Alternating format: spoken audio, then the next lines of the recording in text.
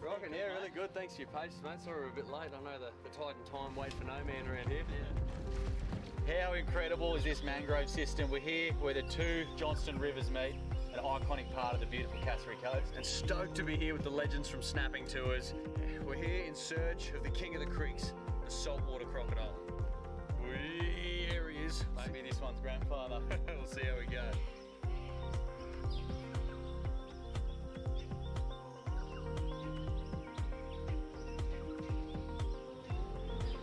Strict over here. Is that one on the bank there? On the bank, yeah. I reckon this one. Yeah, we're on. Look at him.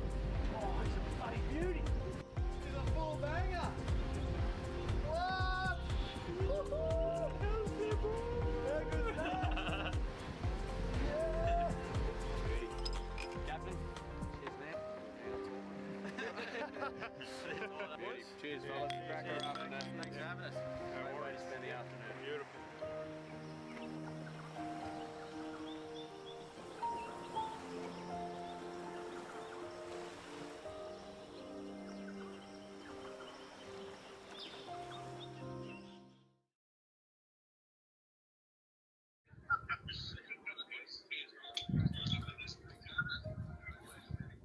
Fellow councillors, staff and residents viewing via live stream, good morning all and welcome. I'd also like to acknowledge Councillor Millwood, who is in isolation but is teleconferencing in today. Good morning. Morning, Councillor Millwood.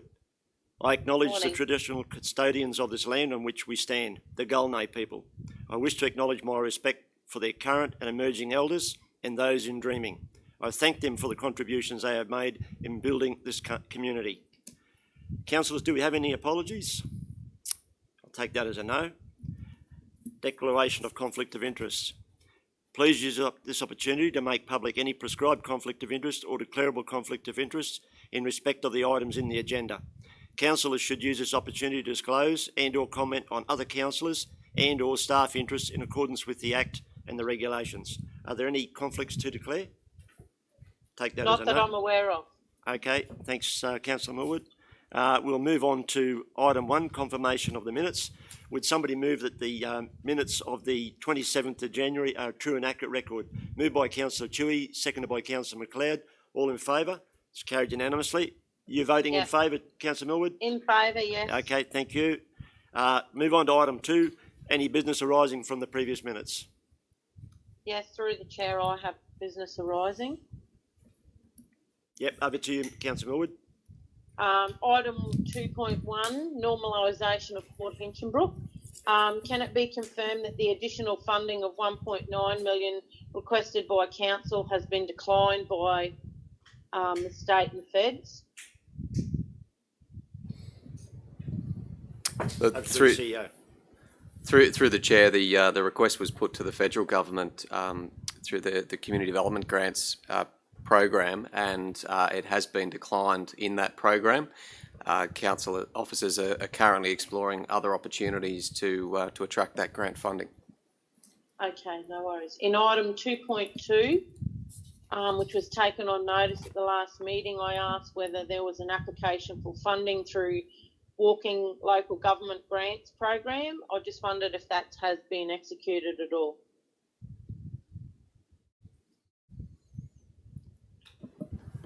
Through the chair, I'm not aware. I'll take that on notice and I can provide a response. And item 7.4, I just wondered if somebody could give me an update on the feral pig meeting from 3rd of the 2nd, 22. I just wanted to know how the program will work, how the one-off aerial shooting will be distributed and how farmers will be eligible.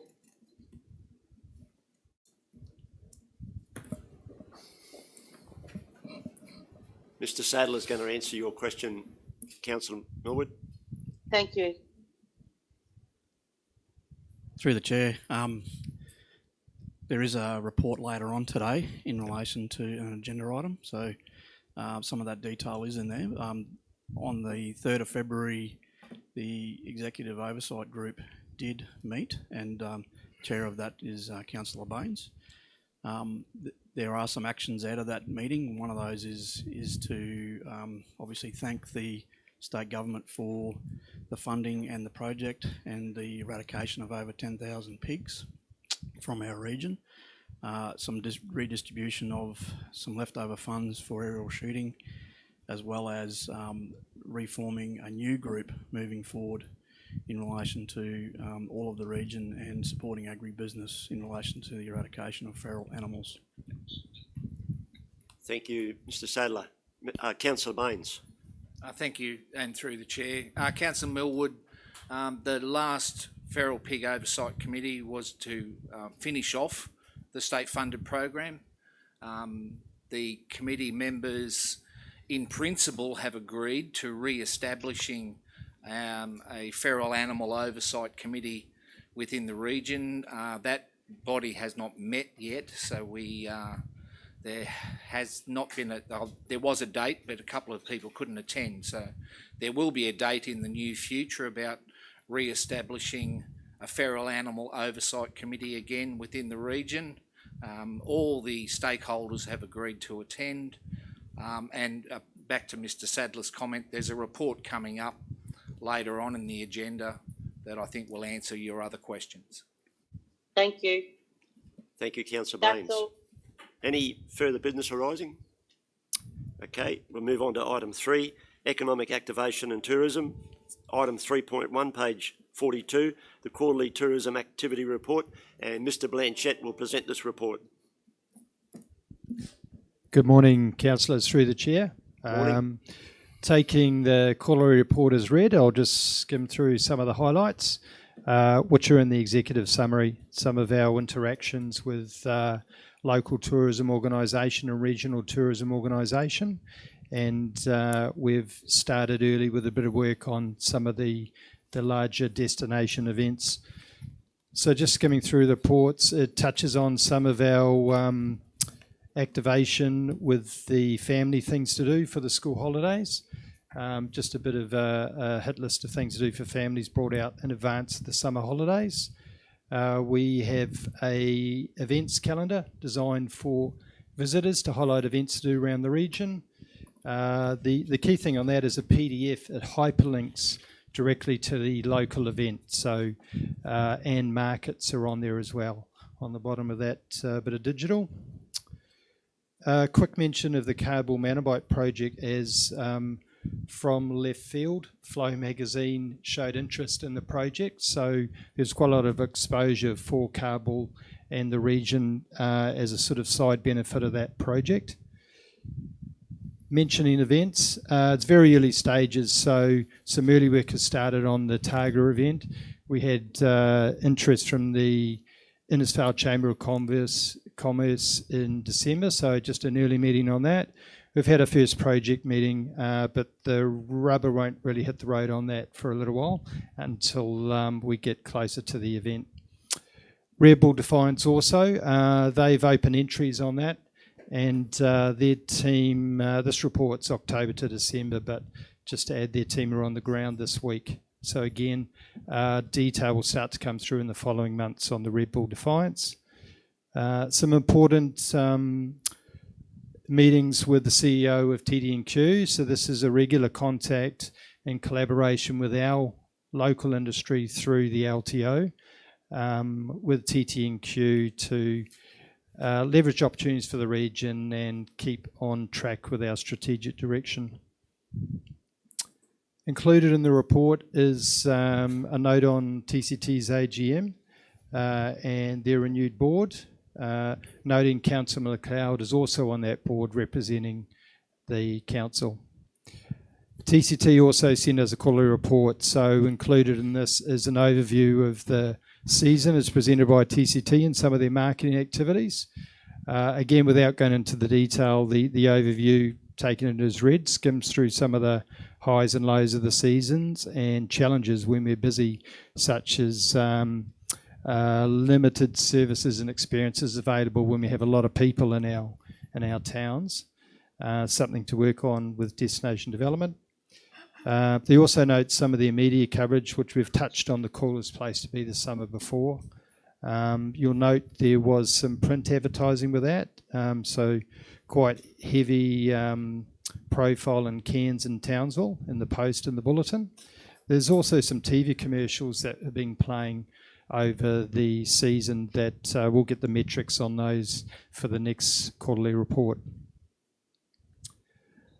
Very important to mention, we did our annual thank you to the special people from our community that volunteer in the visitor centres, which is much appreciated by them as much as we appreciate their service to their local communities. Finally, just the statistics have gone to a graph version, so it's a bit more visual.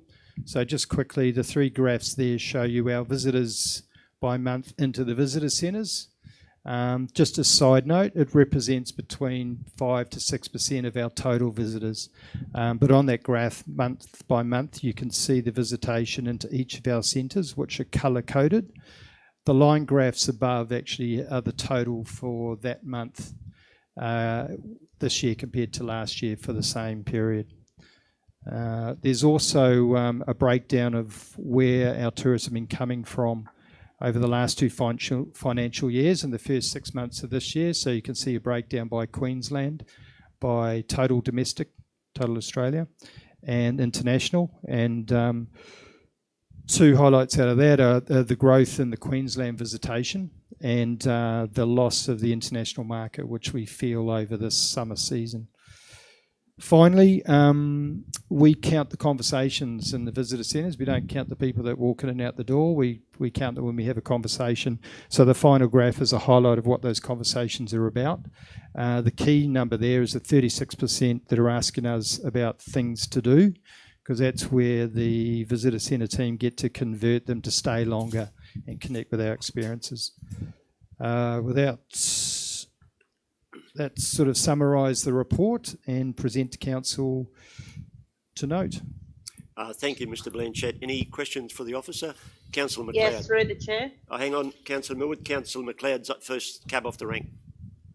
Sorry, thank you. Through the chair, I just want to mention the great work TCT are doing. They are the voice of tourism for our region. So I am encouraging businesses of every aspect to join and reap the benefits of that membership. Like Mr. Blanchett had mentioned, the Coolest Place to Be this summer magazine was distributed. There was over 35,000 copies sent out, and we have now welcomed international travellers back to Australia. I do want to thank our Visitor Information Centre volunteers. They do a great job promoting our area. And Targa Town has now been registered to the Cassowary Coast region, which is a huge win for us, which is really, really great. And on a good note, we have met with Red Bull Defiance this week, and they've got a prize pool of over $30,000, and it is definitely going to be the adventure of a lifetime hearing what they do. And there will be more information to come soon in the next few months. Thank you, Councillor McLeod. Councillor Millwood. Yeah, through the chair.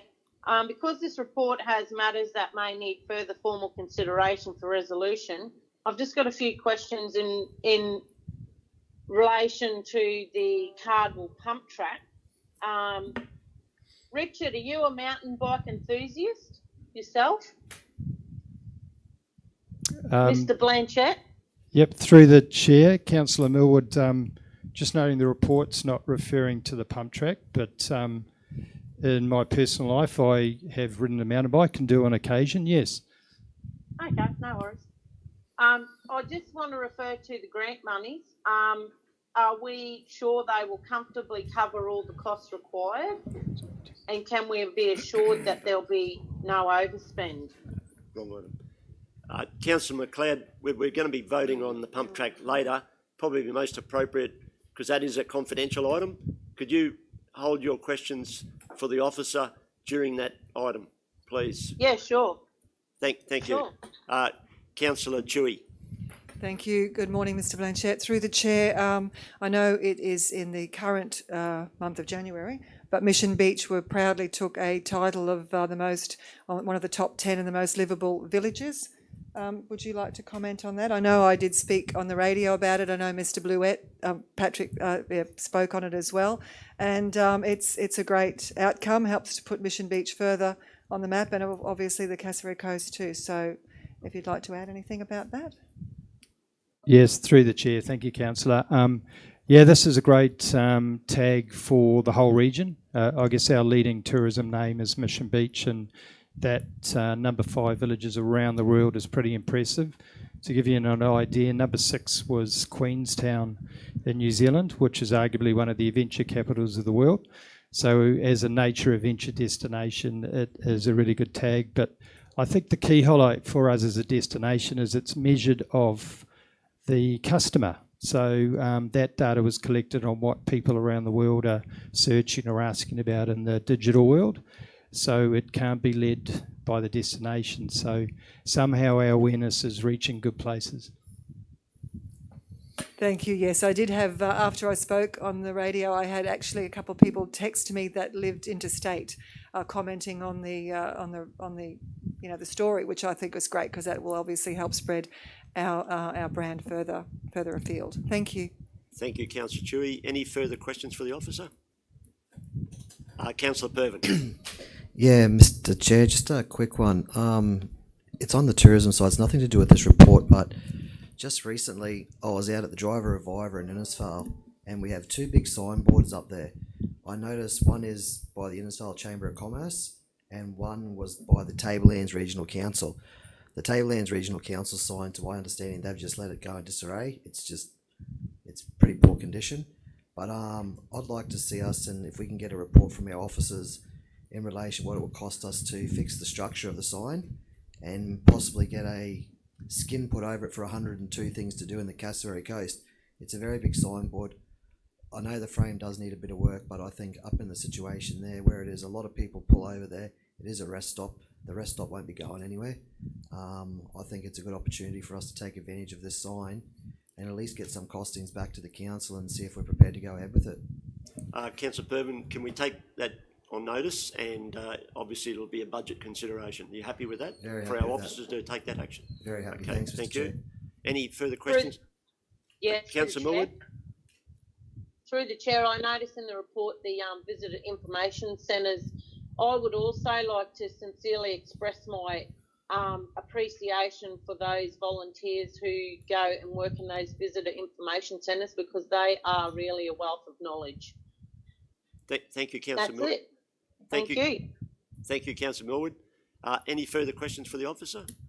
If not, would somebody move the recommendation that the report be received and noted? Moved by Councillor Barnes, seconded by Councillor McLeod. All in favour? It's carried.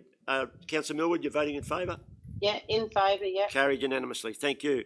Thank you, Mr. Blanchett. We move on to item 4, Governance, Environment and Finance. Item 4.1, page 50, Council Policies, and Ms. Kerr will present this report. Good morning, everybody. Morning. Good morning, Ms. Kerr.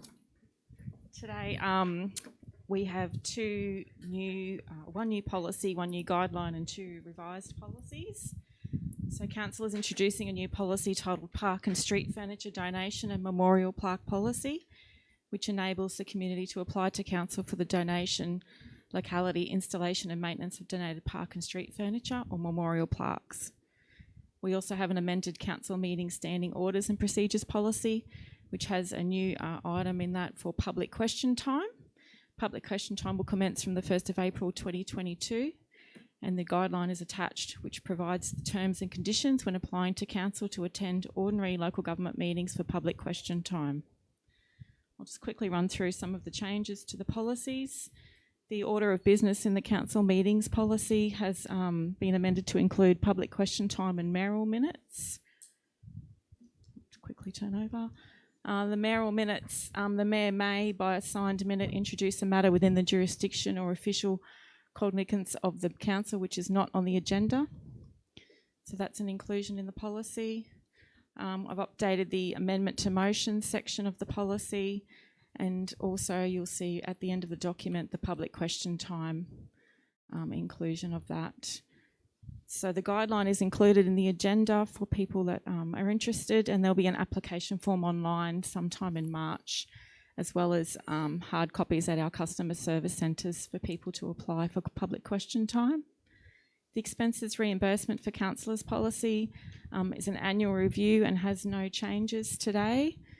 And lastly, as I mentioned earlier, the park and street furniture donation and memorial park policy, and that application form will be available on our website hopefully tomorrow or early next week.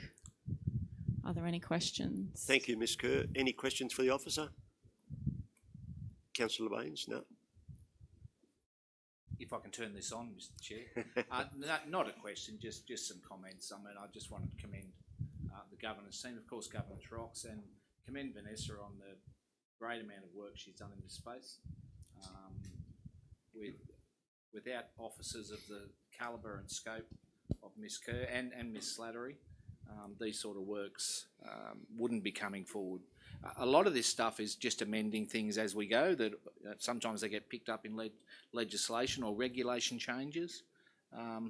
The final item is a great piece because it's something we didn't really address as a policy piece. So I'd just again like to commend the staff, great work, and further to that, I would move the motion. Moved by Councillor Baines, seconded by Councillor Toohey. I'm happy to second, but I'd like some comments. Yeah, yep. Thank you, Ms Kerr. Just a question through the chair. With the park and street furniture donation, I know it can be a sensitive topic if people want to have a tribute to somebody who's passed, who have a favourite seat on a riverbank or foreshore. So council will work with people or groups or organisations to find the best place. Are we looking to replace existing furniture if that came along, if it was a bench or a seat or something like that? I'm sure it's in the guidelines, but if we just have some clarification, I'd be grateful. Thank you. Through the chair. Look, thanks, councillor. The purpose of the policy is really, to put some standards and conditions in place and put a formal structure around that. So previously we haven't had a formal structure, so there is an application form. But it is also to make sure that those donations or those plaques keep with the area's aesthetic, and they also align with our corporate plan, our asset management plans, and other strategic documents. So it certainly is a process where officers would work with those individuals, and we would ensure that there's a balance there, that we are meeting the needs, but those needs also meet council's needs and our corporate documents.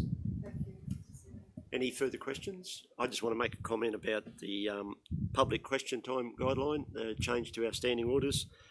This is timed nicely with the relaxation of COVID mandates. There is some criticism in the community that our meetings are closed. They're not. They're restricted down to 4 because of the COVID restrictions. The Premier's indicated masks off in a week's time, and when we come to the March meeting, I believe we'll have further social distancing as well. That means we can fit more people into this room.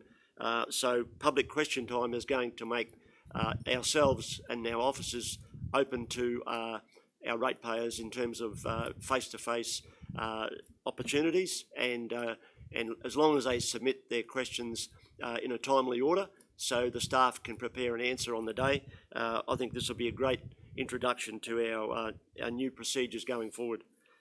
And I commend the staff for bringing the recommendation to us for consideration. Are there any further comments or questions for Ms Kerr?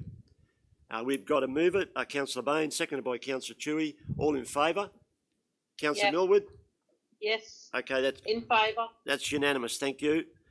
We move on to item 4.2, page 94, the finance report, and Mr Jennings is going to present this report. Mr Jennings, this is your first report to council. Welcome you on board. Thank you. Hope you enjoy the journey, and we look forward to your expertise and help to prepare the upcoming budget. Over to you. Thanks for that. I appreciate that. So, I'm presenting the January finance report. I'm presenting the January finance report, and it reports on council's financial position at the 31st of January. And as you're aware, council is required to have financial report tabled to them on a monthly basis. So at 31st of January, the operating statement shows that council is currently 1.9 million under budget, and this is due to operating revenue being slightly down by 130,000, whilst operating expenditure is favourable by over 2 million. And the reason for these variances can be seen on in the operating statement. So there's quite a number of ups and downs, especially in revenue, with the main ones being fees and charges, which is we've actually got more income in at the end of January. Operating grants of we're over $500,000 favourable, but we don't expect to get any more budget. So that's just because we've received funding earlier than what we expected. Also, sales and recoverables are down at the moment, but we're still projecting to reach budget. And the main variation that's affecting the operating revenue at the 31st of January is what's called internal revenue, and that's down by close to $1 million. But if you offset that in expenditure by internal expenses, it brings it down to about 750. So at the moment, it's not an issue, and because it's internal, it's not too much to worry about.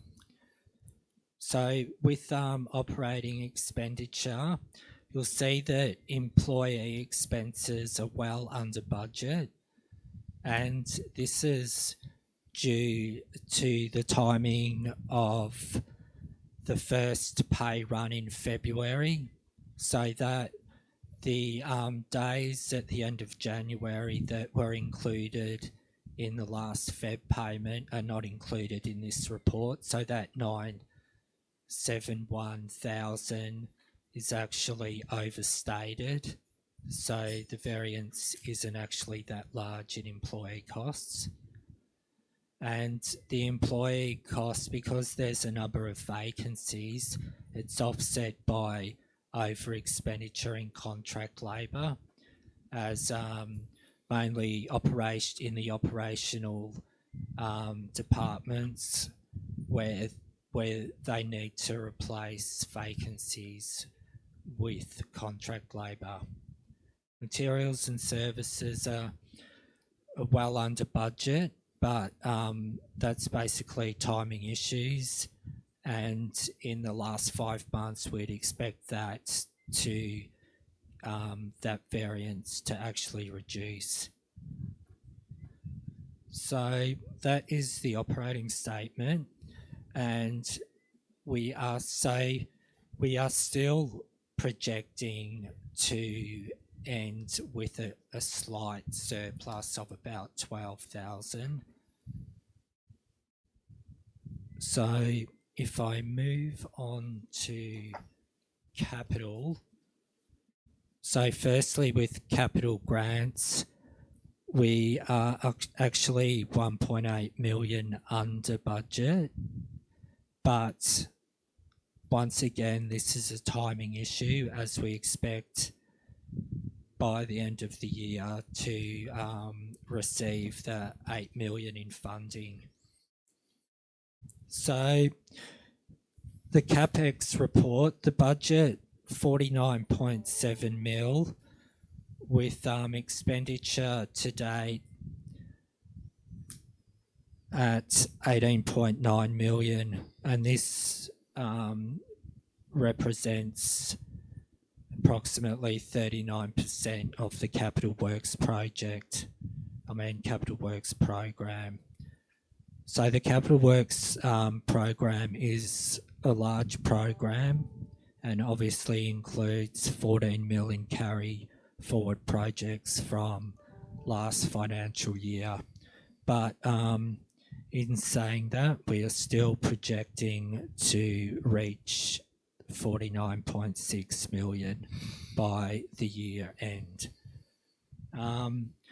The other important part of the report is the cash balance, and it's something we should focus on as well as our operating performance.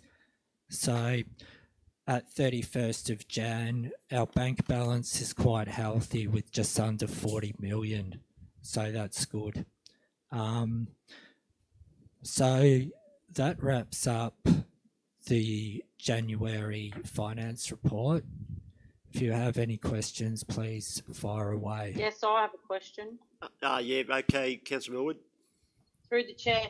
I noted that the increased cost of contract labour there. Does council see the need to reduce the cost in contract labour and divert this back to normal practices?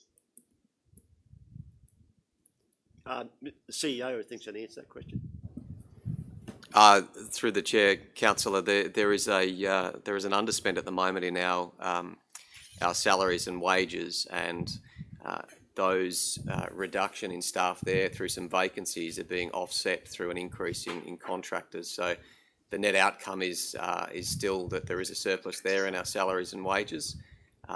Council officers are acknowledging that we are in a busy period of the year, and we do have a large capital program to deliver along with our normal operational activities. So those offsets, and they will be probably further recognised in our RB2 report, that mid-year review, are currently just offsetting reductions in our staffing numbers. So we have got a number of roles that are currently advertised, and some of those vacancies have been through the crew by function change that's being implemented at the moment. So I'm pleased to say that a number of those roles have now been internally filled through crew by function, and we have got a number of labour and operator roles out to market at the moment. So we should anticipate to see that contract expense reduce over the second half of the year, but we should also see some adjustment there in our salary and wages as that shift occurs. Thank you. Okay, so we are trying to reduce the need for contract. Through the chair, the workload stays steady. We are seeing that shift at the moment, and we are there is, like I said, there's a number of positions that are currently advertised. There's a number that have been recently offered and filled. So you will certainly see that start to adjust moving into or through Q3 and into Q4. Yep, thank you. Thank you, Councillor Millwood. Any further questions for Mr. Jennings? If not, would somebody move that the report be received and noted? Moved by Councillor Baines, seconded by Councillor Barnes. All in favour? Yep. Yeah. Councillor Millwood? In favour. That's unanimous. Thank you. We move on to item 4.3, page 108, the RB2 budget review, and Mr. Jennings will present. Thank you. So, part of the council's financial management, we conduct budget reviews quarterly. So the second budget review was based on 31st of January figures. So the way it was conducted was that the finance team went out to managers and directors to get their input into any changes that they thought were necessary to their budget. So from that process, there were some minor adjustments between account groups. And so there was actually a projected increase in revenue, but this was offset by an increase in expenditure. So the overall effect of the budget review is that council is still budgeting to have a result of just under 12,000 at this stage. Now, at the end of March, there'll be another budget review done, and that figure should change, and it will give us a more accurate figure of where we're projecting to be by 30th of June. So the budget review also incorporated a review of the current capital works program, and that also resulted in the recognition of additional revenue, but obviously that is offset by extra expenditure, so the funding would be for the additional expenditure. So once again, we're still forecasting to reach just under 50 mil in the capital works program. And included in the report is the long-term financial plan based on 31st of Jan figures. And if you haven't already had a look at it, I suggest you do, because it gives an indication of where council's projecting to be in the upcoming years, based on our operating budget and our capital works budget. And I'd strongly focus looking at the cash flow statement as well, so you can understand what our cash balances will be in future years based on our current operating projections and capital works. So in the capital works budget, there was an increase in TIDS funding for culverts of 330,000, and there was a deferral of Mission Beach drainage of 1.3 mil, so that 1.3 mil has been transferred to reserves. There was part of the additional funding was for CCTV cameras. It was a small funding amount, 19k, but it's better than nothing. The aerodrome fencing, additional 77k. And with our IT capital works, we have relocated 50k to the intranet renewal project. Water, sewer and waste, no change at all.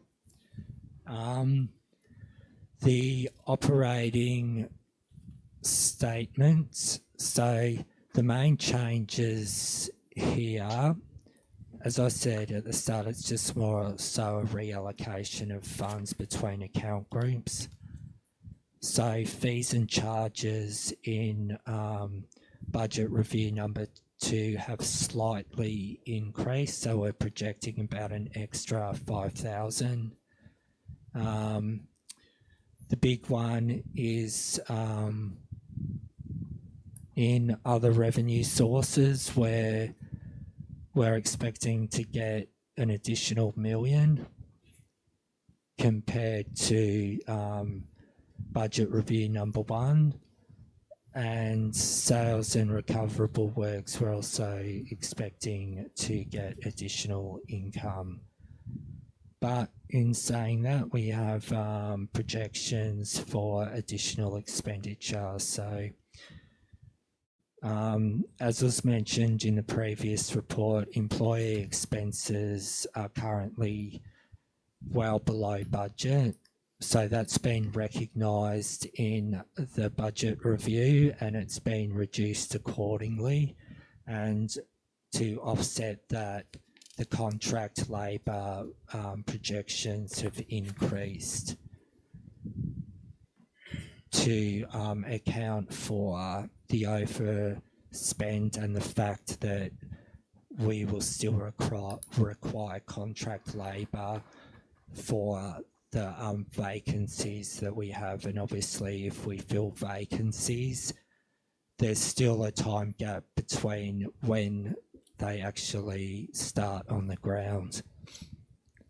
Materials and services, there's an extra 100k there, which we're projecting to spend as well. So, yeah, as I said, the budget review, no change to the bottom lines, but and I strongly suggest that you do have a look at the long-term financial plan. Thank you. Any questions? Thank you, Mr Jennings. Councillor Chewy. Thank you. Through the chair, I'm not sure if this is for Mr Jennings or one of the directors. Just regarding the CCTV cameras, I'm just wondering where they might be placed, if they're CBD or if they're part of the illegal dumping campaign. Thank you. Through the chair, Councillor Tui, the CCTV is an installation at Clump Point. Will assist officers in management of that facility, and it was agreed to be paid for by DTMR as the asset owners down there. Thank you, Mr Goodman. Any further questions for the officer? Councillor Barnes. Yes, Mr Mayor, after doing a deep dive into this report, I think now with a slight increase which is projected in interest, which will be a positive for this council, and also the lifting of COVID will also be a positive, as if anyone looks into what COVID over the last 2 years has cost this council, it's just, you know, too much. So I think with the lifting of the COVID, and if we don't get another wave, I think it's on a very positive platform. Thank you, Councillor Barnes. Any further questions for the officer? Councillor Baines. Not a question, Mr Mayor. Again, I'd like to congratulate Mr Jennings on his first presentation to the council today. Thank you. Not all people see finance as the really sexy stuff. It can be a bit dry, but I think you handled it well, and I see that the bottom line's not changing on this stuff. There's variations on the way through, and any sort of organisation, of course, has to be agile on its feet as we're moving through. So further to that, Mr Mayor, I would move the recommendation. Seconded by Councillor Barnes. All in favour? Councillor Millwood? Yes, in favour. That's unanimous. Thank you very much. Thank you, Mr Jennings.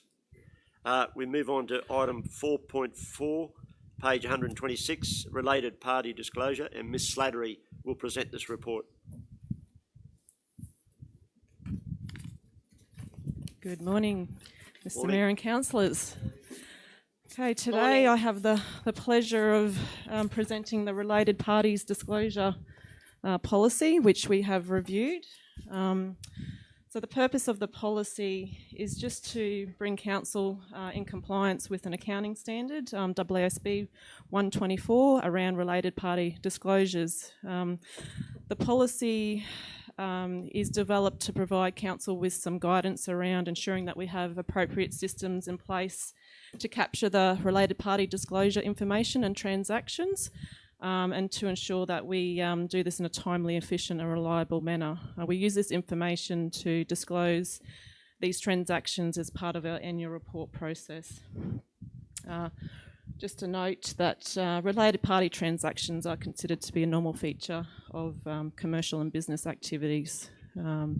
I don't propose to go through the policy. You guys should be well aware of its content, but I do want to just bring your attention to the proposed changes that are outlined in the report. So on page 132 of your pack, highlights what the changes are, and it's around when key management personnel are required to fill out a declaration for council. So currently, the trigger points for KMPs to fill out this form is January each year, and then also at the end of financial year. So that's currently what is in place.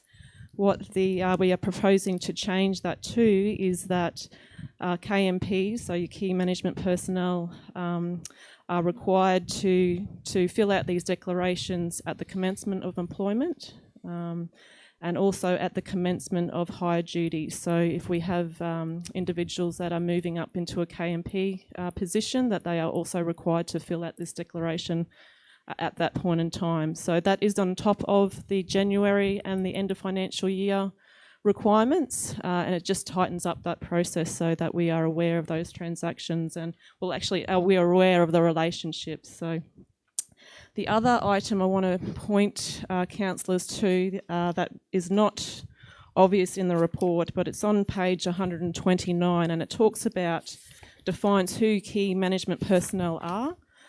So for this council, in the current policy, it talks about that the KMPs are identified as elected members, so councillors, yourselves, the CEO, the directors, the CFO. It is also mentioned the executive manager in the current definition, but as we know, the executive manager role currently doesn't exist in the organisation structure, so we just need to take that out as well as part of the review.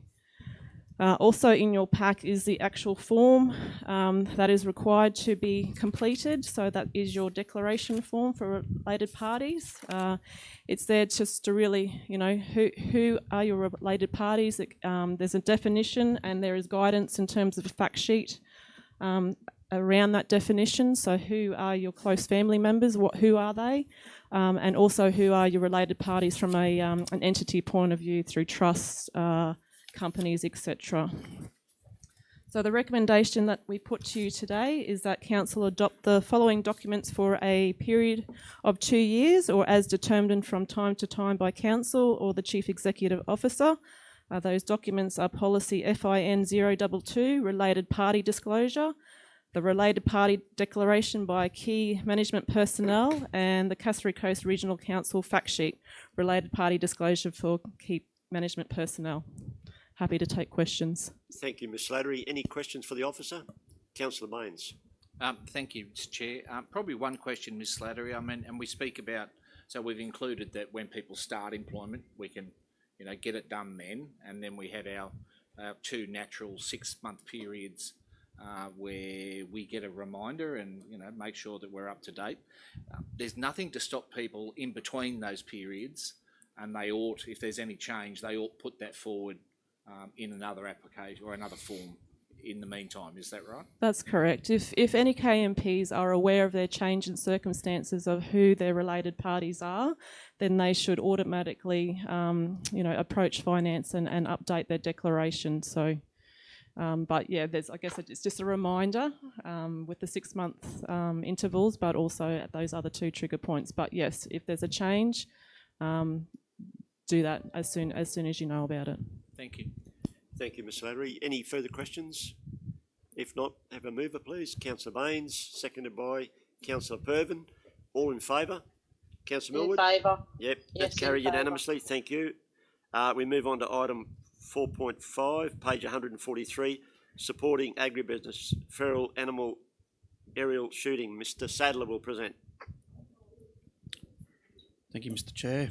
And I know we had a little discussion earlier on in the at the start of this meeting. So on the 3rd of February, the Feral Pig Executive Oversight Group met, and in relation to the funded program under the Panama TR4 in relation to eradication of feral pigs to support the banana industry.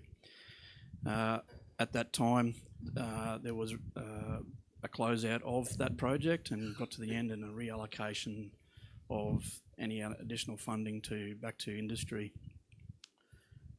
Successes from that was eradication of over 10,000 feral pigs from the region, and obviously which contributes to a reduction in the spread of the Panama TR4 disease for the banana industry. There was an increased relationship between the peak industry bodies and government agencies and working together on a catchment-based approach. And then in addition to that, some advocacy for coordinated approach for biosecurity for the region.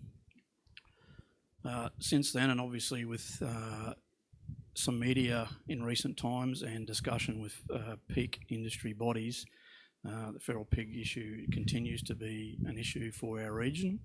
And from a recent discussion with cane growers, there has been an impact and a loss of over $500,000 of recent times from pig on the cane industry. Most recently, the Australian Banana Growers Council has eradicated about 75 pigs from an aerial shoot, as well as in the north, the Innisfail cane growers have done a shoot and got about 38 pigs, as detailed in the report. With the, I suppose, the state and Commonwealth funding drying up, industry bodies have been asking for some additional support from council in relation to the feral pigs. So what you have in front of you today is a proposal to reallocate some funding under the Natural Environment Operation budget of $10,000 to support peak industry bodies of Innisfail cane growers, Tully cane growers, ABGC and the Cassowary Coast Banana Growers Association in relation to a quick knockdown aerial shoot. With that also is a reformation of an executive oversight group for the region and looking at some future allocation in relation to supporting those peak industry bodies. The details in the report and the recommendations are just to one, reaffirm the support for agribusiness peak industry bodies in the region, reallocate $10,000 from the Natural Environment Operational Budget as a once-off co-contribution piece for aerial shooting with peak industry bodies, reform the Executive Oversight Committee and request the CEO for preparation of the future coming budget for funding allocation to support the Feral Oversight Group. Thank you, Mr. Sadler. Any questions? Councillor Baines. Thank you, Mr. Mayor, and probably just a couple of points to make. Mr. Sadler mentioned the $500,000 of cane damage, and that's data that's only come out of Innisfail cane growers. So I'd believe if we got some data out of the south and you extrapolate it out, you know, the amount of damage that happens in the sugar industry is quite a much larger figure. Of course, there's issues within the banana industry as well, and especially around Panama TR4. That's something that still hasn't gone away. Through you, Mr. Chair, if I may, just on dot point 1 in the recommendation, we speak about agribusiness and peak bodies, cane growers, cane growers Innisfail, cane growers Tully, ABGC, Cassowary Coast Banana Growers Association. I have been approached by some members of the Australian Cane Farmers Association, the ACFA, and they have asked for consideration that they be included in these conversations or have the ability to look at a co-funded application. And probably the second, dot point 4, I know we're just asking the Chief Executive Officer to consider the 2022-23 financial year allocation to combat feral animals. I'm paraphrasing here. We take it back to through the Feral Pig Executive Oversight Committee. I think the future organisation that will be formed will be the Feral Animal Executive Oversight Committee, and then that'll generate more interest from the farm, from the graziers and from AgForce, which again are another essential agribusiness within our region. So, Mr. Mayor, I don't know if we can can we amend the resolution, Mr. CEO, to include the ACFA and maybe change the wording of .4 to feral animals instead of feral pigs?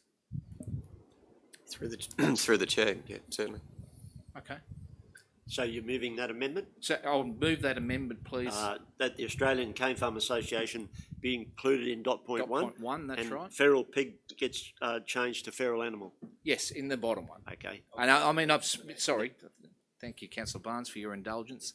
That committee hasn't met yet to be formed, but that was the intent and the conversation at the last committee meeting of the Feral Pig Executive Oversight Committee, that all feral vertebrates within our region be included, which will allow us to do treatment of wild dogs as well. And further to, sorry, Councillor Barnes, Mr. Sadler already thanked the state government and their investment in this region earlier. I would like to personally extend my thanks. I was involved in that program for the whole 3 years it was running, or 3 and a bit. It was great to have the support that was given to us by the Agricultural Minister at the time and the department people who worked with us right through the entire process were very helpful, and I believe they are also going to show interest in being sitting in on this new Executive Oversight Committee as we go forward to provide advice. And so, thank you, Mr. Mayor. Councillor Millwood, there's been an amendment moved by Councillor Baines, seconded by Councillor Barnes. .1 have included the Australian Cane Farmers Association, and .4 has changed feral pig to feral animal. Are you comfortable with that amendment?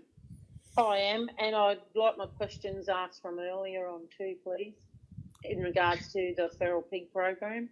Do you want to ask that question now before we vote on the amendment? Yeah, so there was the mention of the one-off aerial shooting, and my question was, how is the distribution going to be set out and decided upon, and how are farmers eligible? Mr. Sadler. So through the chair, it'd be through those key peak bodies for a start. So those farmers to liaise with their peak industry body, and we'll work with those peak bodies in relation to what projects and how they will do that. So again, it will be a co-contribution, not just us contributing to the project. Are you happy with that? Can I just say that microphone they're using is terrible? Sorry, I can only hear bits and pieces. That's yes, I'm happy with that, and I just want to reaffirm that we are reallocating 10,000, and there's also co-contributions from the other peak industry bodies as well. Is that correct? That's correct, Councillor Millwood. Okay, thank you. Well, and sorry, probably just to reiterate that, Councillor Millwood, the funds, the co-contribution may not necessarily come out of the peak body itself. I think the peak body would be the organisation who helps put together a proposal for a program. The most successful efforts in this space are doing clusters and getting getting agribusiness to work together. So the individual farmers, I'm suggesting, would be the contributors, but the project that'll come to council, that'll come to the executive oversight group, will be put together by the peak body group. So all the agri business people need to speak to their peak body rep, and then those applications will be built. So we can do this in a planned and inclusive manner to get the best effect. Sounds good. Are there any other speakers? Yes, Mr. Councillor Barnes. Good, thanks, Mr. Mayor. I'd like to support this. Having been a landholder years ago, and I know the damage of what pigs can do, and the biggest pig farmer in our area is the national parks and the wet tropics. So what we need more government dollars spent, and I think this would be money well spent. Thank you, Councillor Barnes. Any further comments? We'll put the amendment to the vote. Councillor Millwood, are you voting in favour of the amendment? Yes, I'm voting in favour of the amendment. That's carried unanimously. That now becomes the substantive motion.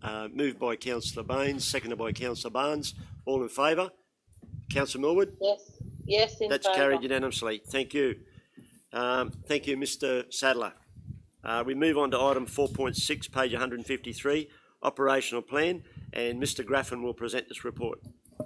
Thank you. Through the Chair, the operational plan outlines the activities proposed to be undertaken by Council in the 21-22 financial year, and these activities contribute to the achievement of the strategies outlined in the Corporate Plan 21-25. So this report brings to you a second quarter review of the 21-22 operational plan. We have updated the report from previous years, and the status initiatives have been updated to not yet commenced, at risk, on target, not proceeding, and complete. I will just probably highlight the at-risk items which are highlighted through this report. So item number 1 at risk is undertake the One Coast Cassowary Coast survey. That project was earmarked in the operational plan to be undertaken and delivered in quarter 2. Obviously now in quarter 3, so that is at risk, but I'm pleased to comment that a consultant has been engaged, and we will be working with council and officers next week to finalise questions in relation to that survey. Number 3, continue to improve customer satisfaction with all council services. There is a target that was put on there for 80% satisfaction. That's currently tracking at 77%, but I do note that Council have recently adopted a change in structure to our customer experience space. We are currently out in the market looking to recruit customer experience manager to lead that team and lead those initiatives. So we do hope to see some improvement through Q3 and Q4 with those changes in place. Item number 14, delivery of capital works program. Our capital works program is always potentially at risk, particularly with $14 million worth of carryover projects in there, and our wet season currently upon us. So it's just highlighting that we are dependent on weather to deliver a number of those projects. And the last one is number 21, so reduce the amount of waste going into landfill. So Council had a target here to reduce waste disposed to in landfill by 200 tonne per quarter, with a total of 14,320 tonnes or less for the financial year. So year to date, we're currently 25.73 tonnes increase compared to the same period last year. So council officers will continue the education that has been ongoing in that space, and really reiterate to the community that waste is a really important issue for this community. Diversion of waste from landfill not only saves costs, but is also best practice in the environment that we're living in at the moment. Council do have some challenges in the future in this space, with approximately 3 years of life remaining in our Tully landfill. So this will continue to be a focus through Q3 and Q4. And we are also working with FMQ Rock to develop a regional waste strategy. That regional waste strategy will hopefully also aid in this space, but it is an at-risk item, and it is one that will continue to have a heavy focus moving forward. Thank you, Mr. Graffin. Any questions for the CEO? Yes, through the chair. Okay, Councillor Millwood. It's just sort of more a comment really on item 21 in that report. From the report, our waste to landfill has increased, and I urge my fellow councillors to seriously consider the need to invest in a recycling plant such as a MRF, which is a material recycling facility, in order to reduce waste from going to landfill, or support such things like the prospect of sending our waste via rail to Mareeba rather than the current use of road transport. So I think we really need to get into some good conversations around, how we can stop this happening. But yeah, anyway, thank you. Thank you, Councillor Millwood. The CEO have noted your comments about going forward with that policy. Councillor Chewy. Oh, just quickly, it's not disappointing. I mean, it's part of life, I suppose, but landfill is obviously a big issue. I've noticed I've got building work in my street, and there's a lot of waste from that. So with the increased building and of our area, I'm guessing that would be adding considerably to our increase in the landfill? Yeah, and Yes.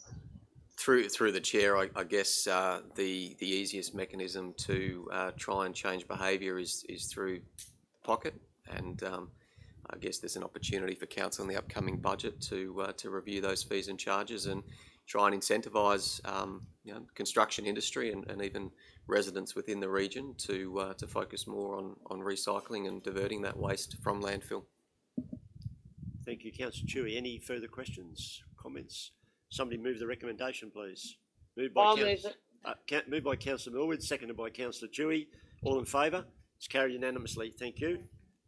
We move on to item 4.7, page 169, Councillor Remuneration 2022-2023, and Mr Graffin will present this report.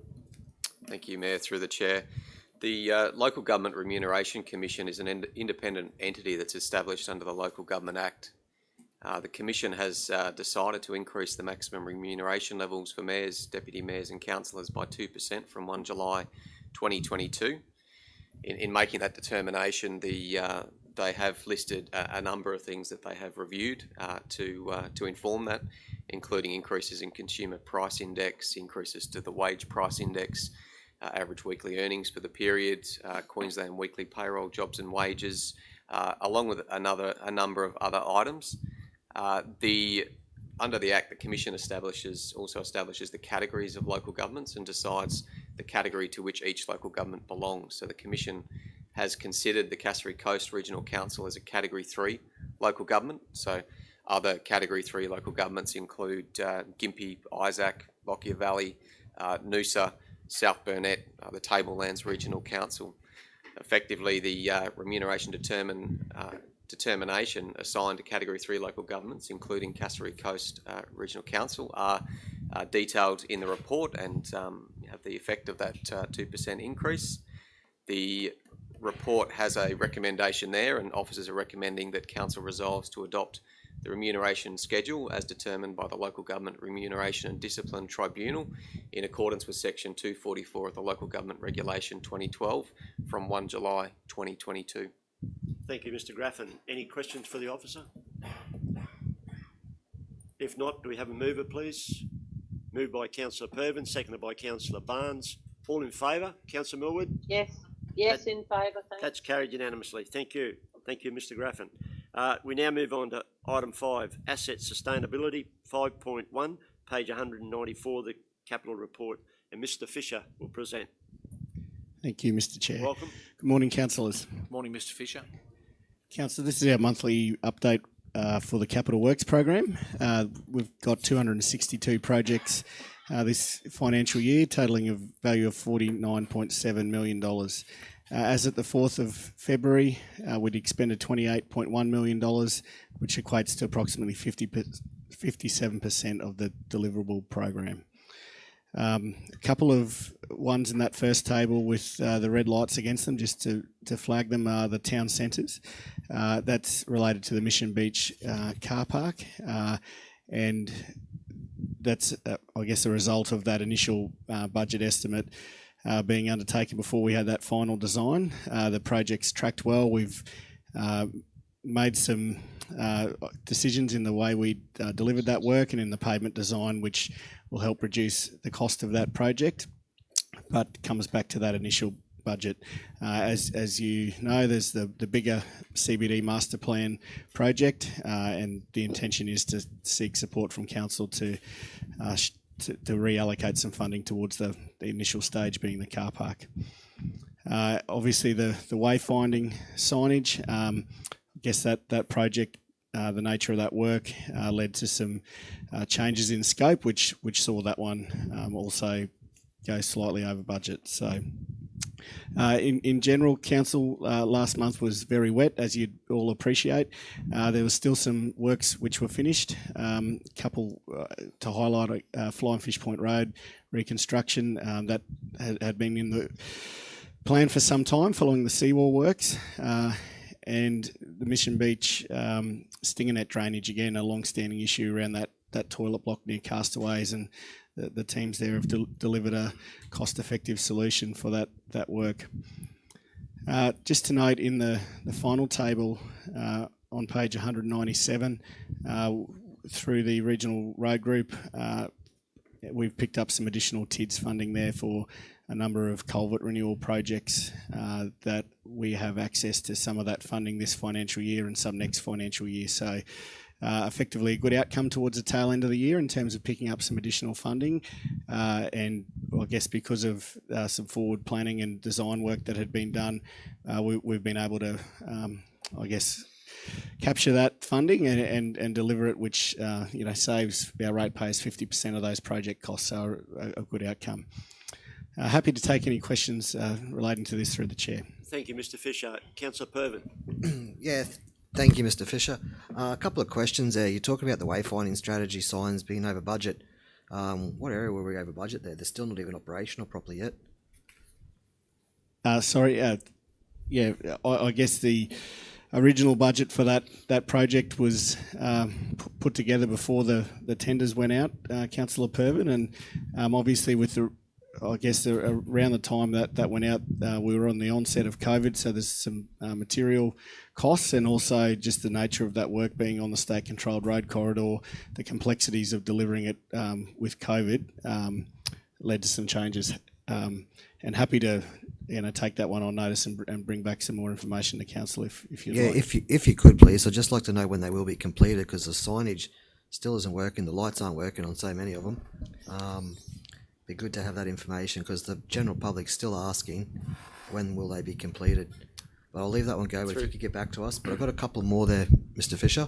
Hang on, Councillor Pervin. Sorry, through the chair, just an update on that. So the signs are installed. There have been some defects in that process. We did get an update on Tuesday that the contractor, Arms Signs, indicated they'd be attending to the defects to the signs this week. He indicated he was waiting for the manufacturing of a new component for the South Innisfail sign, so that's the one where there is a more major defect with the lighting, which he's attending to as well. But some of the other issues are to do with vegetation, so we have shared some photos with councillors this week of vegetation management that's currently being undertaken, noting that solar panels don't work that effectively if they're not subjected to solar. Thanks, Mr. CEO. Yes, Mr. Fisher, McGowan, in the capital project there, we talk about McGowan drivers being deferred. Could you give us a reasoning why the deferral on that one? Yeah, through the chair. Councillor Pervin, when we tendered that work, it came out that the most advantageous tender was still over our budget, and we didn't I guess that also meant we didn't have any contingency or any other type of provision going into to manage and deliver that project. What the team have done is we're looking at the pavement design on that project to look for opportunities to reduce that scope of works in terms of the pavement renewal. We're also looking at opportunities. One of the long council's pathway implementation plan has a path on the riverside of McGowan Drive. So we're just looking, I guess, at the taking this as an opportunity to relook at that design, work out how we can potentially reduce the cost of that work. Also, to be able to provide council with an estimate on that pathway works, should it choose to consider that in its upcoming budget or a future budget. So the intention is to revise that scope of works and then talk with council in the upcoming budget about where we think the latest estimate for that scope of works is, so that we can ensure that going into next year we've got adequate budget and an appropriate scope. There's also consideration being given. Again, nothing formalised yet, but as other projects in the works are Owen Street and potentially bulking those, combining those projects together to create a relatively large, piece of work within the Innisfail CBD, so that can be coordinated and potentially managed as one contract. Thanks, Mr. Fisher. I just got one more. In the report there, it talks about the Mission Beach Waste Transfer Facility. How are we going there? Is it on track and on budget? Yeah, through the chair. Councillor Pervin, that project we've found that many years ago people illegally placed some waste under that site without permit, and that's been discovered now that we're there working.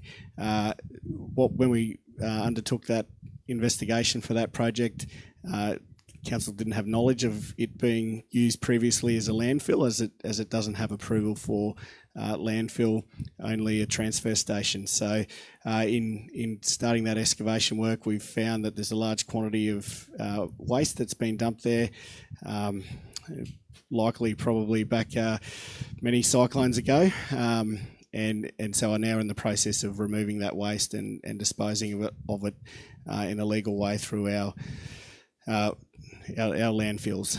So that's led to I guess a significant increase in cost than expected. I would like to point out though that that waste has to be removed irrespective of whether we knew about it or not. Team us expecting that there's probably an order of around $200,000 worth of additional work there. Largely, a lot of that is in the tip fees to dispose of it, so that's obviously coming back in some form. But yes, a significant increase in cost, and obviously wet weather and the types of works that are being undertaken in terms of earthworks there is delaying the project. But the team are back working on site, and expect that to be not cost us more than a few weeks in terms of delay. Thank you, Councillor Irvin. Any questions? Councillor Chewy. Thank you, Mr. Fisher. Through the chair, just regarding an update, please, on the South Mission Beach Path. I know its first part, I believe, is complete, and the playground is back, and the community are very, very happy about that. But I'm just wondering about an update on stage 2 and how that's progressing. Thank you. Yeah, thank you, Councillor Chewy. Through the chair, stage 2, we're currently working with TMR about our options to deliver that work. Obviously, that project has 50% funding from the state, and I guess when we're looking at that stage 2, there are a number of options being considered in terms of whether we follow the road and keep it next to the road, or potentially divert back around some houses between the caravan park and rejoin the path up more towards the transfer station. The intention is to bring a council report to the March meeting, just to consider those options. Obviously, there's some vegetation matters that need to be considered, and I guess we are just working through with TMR the options around where we locate that in terms of the road. As it's a state-controlled road corridor, TMR need to approve that design. They've given us in principle approval for that route along the front, but obviously once we get into detail, we're looking at lane widths and drainage and a few things that we need to seek clarification on what they would allow. We're expecting that. We've got some of that advice, expecting more from them in the coming weeks, and then also the funding side of things, which is managed through a different department within TMR, getting some advice to them around timeframes and cost and scope. So, bringing a report to the March meeting to seek some direction there from council. Thank you. Thank you, Councillor Chewy. Councillor McLeod. Thank you. Through the chair, I was just wondering if we could possibly put something through our comms team regarding the wayfinding signs, just so that the public know we are getting questions, emails, phone calls regarding that. If we could just put something out to the public at where we're at with that, would be greatly appreciated, please. Through the chair, yeah, certainly. That's been noted by the CEO. Any further questions for Mr. Fisher? Yes, through the chair. Okay, Councillor Millwood. Yeah, through the chair, Mr. Fisher, I just wanted to touch base on the Tully RV parking reseal. Has the line marking or the signage gotten any closer? Through the chair, Councillor Millwood, at our recent coordination meeting on Wednesday, the team looking after that project, and there's a number of other projects in Cardwell and Mission Beach Car Park, informed me that the line marking crew is booked in for within the next fortnight. So that work will be done. We didn't discuss the issue of the signage, so I'll take that one on notice and provide you with an update. Thank you, Councillor Millwood. Any further questions for Mr. Fisher? Somebody move the recommendation, please. Moved by Councillor Chewy, seconded by Councillor Pervin. All in favour? Councillor Millwood? Yes, in favour. Okay, that's unanimous. Thank you. We move on to item 5.2, page 207, renaming of a gazetted road, and Mr. Acatino will present.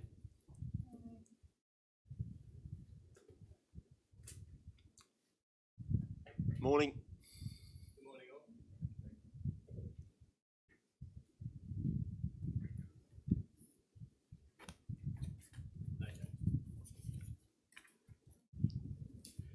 Good morning, all.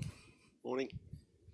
So the report in front of you, we have received a request from Mr. Arthur Rogers, who resides on Rogers Road in East Palmerston, to correct the spelling of a road from Rogers Road spelt with a G, DG, to without the D. So the history here is that Rogers Road was one of 3 roads in the East Palmerston area that were named in honour of World War II servicemen, the other 2 roads being Pulham Road and Dunn Road.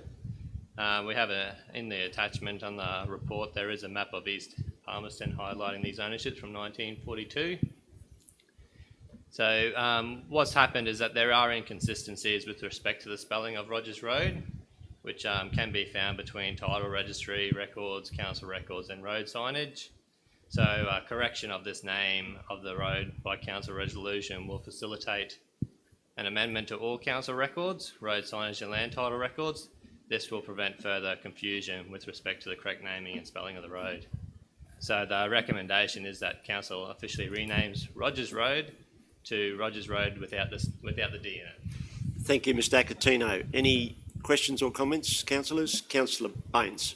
Just as a comment, and probably with my RSL hat on, a lot of the times in these sort of works, sometimes there's slight misspellings.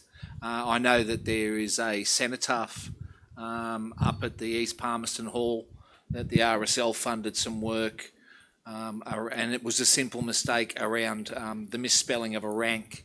But I mean, those sort of things are very important, and I'd commend the staff on having this request come in and taking it seriously.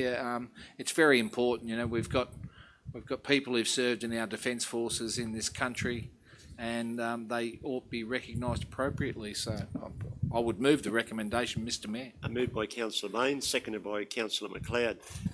The changing of the street signage to ROGERS also reflects the cenotaph spelling. So the street was out of line with the cenotaph, which was very disrespectful. Councillor Chewy. Thank you. I support everything. I just wanted to add too that a lot of people do family ancestry. So when they're looking up names and things to go back, it's really important that the correct spelling is there. So I think this is great that it's been recognised. Thank you. Councillor Pervin. Yeah, I'd just like to acknowledge and thank the staff for this, because I know the residents of East Palmerston have been wanting this to happen for some time, and I think it's going to be very, very good for me to go up to the East Palmerston Hall tomorrow night for my monthly dinner and be able to say this has finally happened from. Well said. Any further questions or comments? If not, it's been moved by Councillor Baines, seconded by Councillor McLeod. All in favour? Councillor Millwood? Yes, in favour. That's carried unanimously. Thank you. We move on to item 5.3, page 210, asset rationalisation process. Mr. Acatino. Thank you. Through the chair, this is just an update report on the asset rationalisation process. So this is as a date as of the end of Q2. So as of the end of Q2, we have achieved a saving of $165,000 in annual depreciation and operation expenses. So as you can see in the report, there is still a lot to go, but we are working hard to recognise all these estimated savings. I just wanted to highlight that through this process, it isn't all just about removing assets. It's about rationalising them. So it could be about setting up leases and changing financial recognition of our assets and stuff. So it's not just about removing assets, it's about better utilising the assets that we've got. And this is sort of reflected in that the estimated savings, the breakup there where you can see our approach is almost 50% is about leasing and setting up leases and user agreements. That's the graph there on page 212 of the report. Yeah, so it's not just all about getting rid of assets, it's about better utilising the ones we've got and making sure that the end users are paying for what is out there. Just some highlights. So we have sold a couple of 3 houses. So there's a former caretaker houses at Pease Park and the Tully Showgrounds, and the council employee housing at Stoddards Hill have all been sold at auction. We have got some auctions that will be coming up soon to re-auction some of the ones that didn't go in the last round. And we have got a number of user agreements that are with the clubs to progress. So there is still a lot in the works, and we are progressing them as they're coming along. Yeah, through the chair, if there's any questions. Thank you, Mr. Acatino. Any questions for the officer? Okay, somebody move the recommendation, please. Moved by Councillor Barnes, seconded by Councillor Baines. All in favour? Councillor Millwood? Yes. Yes, in Carried favour. unanimously. Thank you. Thank you, Mr. Acatino. We move on to item 5.4, page 222, asset rationalisation process, lease report, and Mr. McBride will present this report.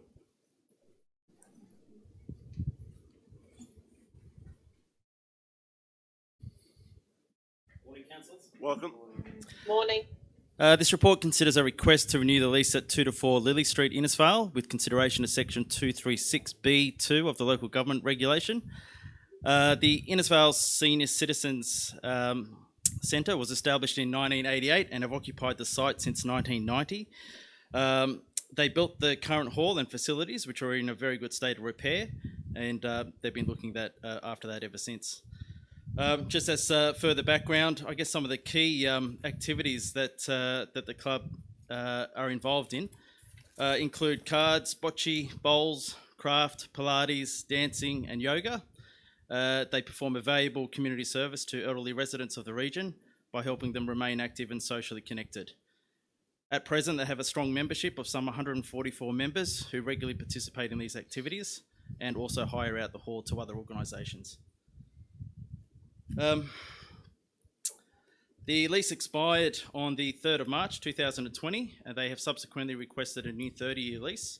The essential terms of the proposed new lease include the premises, which is 2 to 4 Lily Street, Innisfail, term of 30 years from the 1st of the 1st 2022 to 31st of the 12th 2051. It would be a peppercorn lease arrangement, and the leasee responsible for all rates, charges and outgoings, with the permitted use of Senior Citizens Centre. As part of the consideration, officers have done a review with the board of the Senior Citizens Club and looked at the governance, insurance, and assessed the application in line with council's adopted principles, and are pleased to note that the club is a really good, sustainable organisation with a demonstrated track record, and we're happy to recommend the extension of their lease on site there. Thank you, Mr. McBride. Any questions for the officer? No, I'll move that. Moved by Councillor Millwood, seconded by Councillor Pervin. All in favour? It's carried unanimously. Thank you. We move on to item 5.5, page 225, asset rationalisation, the Igloo. Mr. McBride. Thank you, Mayor. This report considers a proposal from the Tully Igloo Preservation Group, TIPG, to enter into a user agreement with Council. Officers have assessed the applicant in line with Council's adopted principles to make an unbiased recommendation on the future of the Tully Igloo and amenities block. Just by way of background, it's probably worth noting some of the council resolutions that have led to this paper today, and I'll just touch on those very quickly. On the 10th of December 2020, CCRC adopted the principles for use of council facilities. 22nd of July 2021, there was a resolution to dispose of the Tully Igloo, subject to Tully Mission Beach Pickleball being able to demonstrate the ongoing sustainable use of the facility. On the 28th of October 2021, Council noted a submission was received from the community for ongoing use of the Tully Igloo. The submission was to be reviewed by Council officers with a recommendation to be deferred back to Council. On the 29th and 1st of November, officers met with Tully Igloo Preservation Group to discuss the proposal that had been submitted and provide feedback with consideration to Council's adopted principles. On the 15th of November, a final proposal was received from the Tully Igloo Preservation Group for consideration by Council. And then in December 2021, the submission that was presented by Tully Igloo Preservation Group was presented to the councils via a council information session in December. So the report considers a number of things in relation to the submission from the Tully Igloo Preservation Group, and I'll just run through these dot by dot. First of all, we just wanted to note the annual holding cost of the Tully Igloo. It's estimated at around $70,445. And these costs include insurance, operation and maintenance, annual depreciation and management. The condition of the building. A building inspection was carried out on the 4th of October and noted the following key points. No structural issues were identified on the day. However, it was recommended a structural engineer inspect prior to entering into any long-term tenure arrangement to provide further comment on roofing and other key components.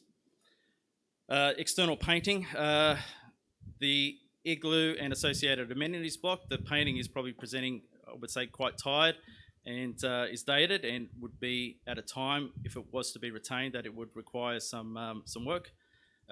There's a few stadium lights that are out inside the stadium and a review of the major electrical components. The submission from the Tully Igloo Preservation Group provided Council with its progress made since the initial submission on 18th of October 2021. It reflected the engagement within the community to propose the following sliding scale of fees for Council's consideration.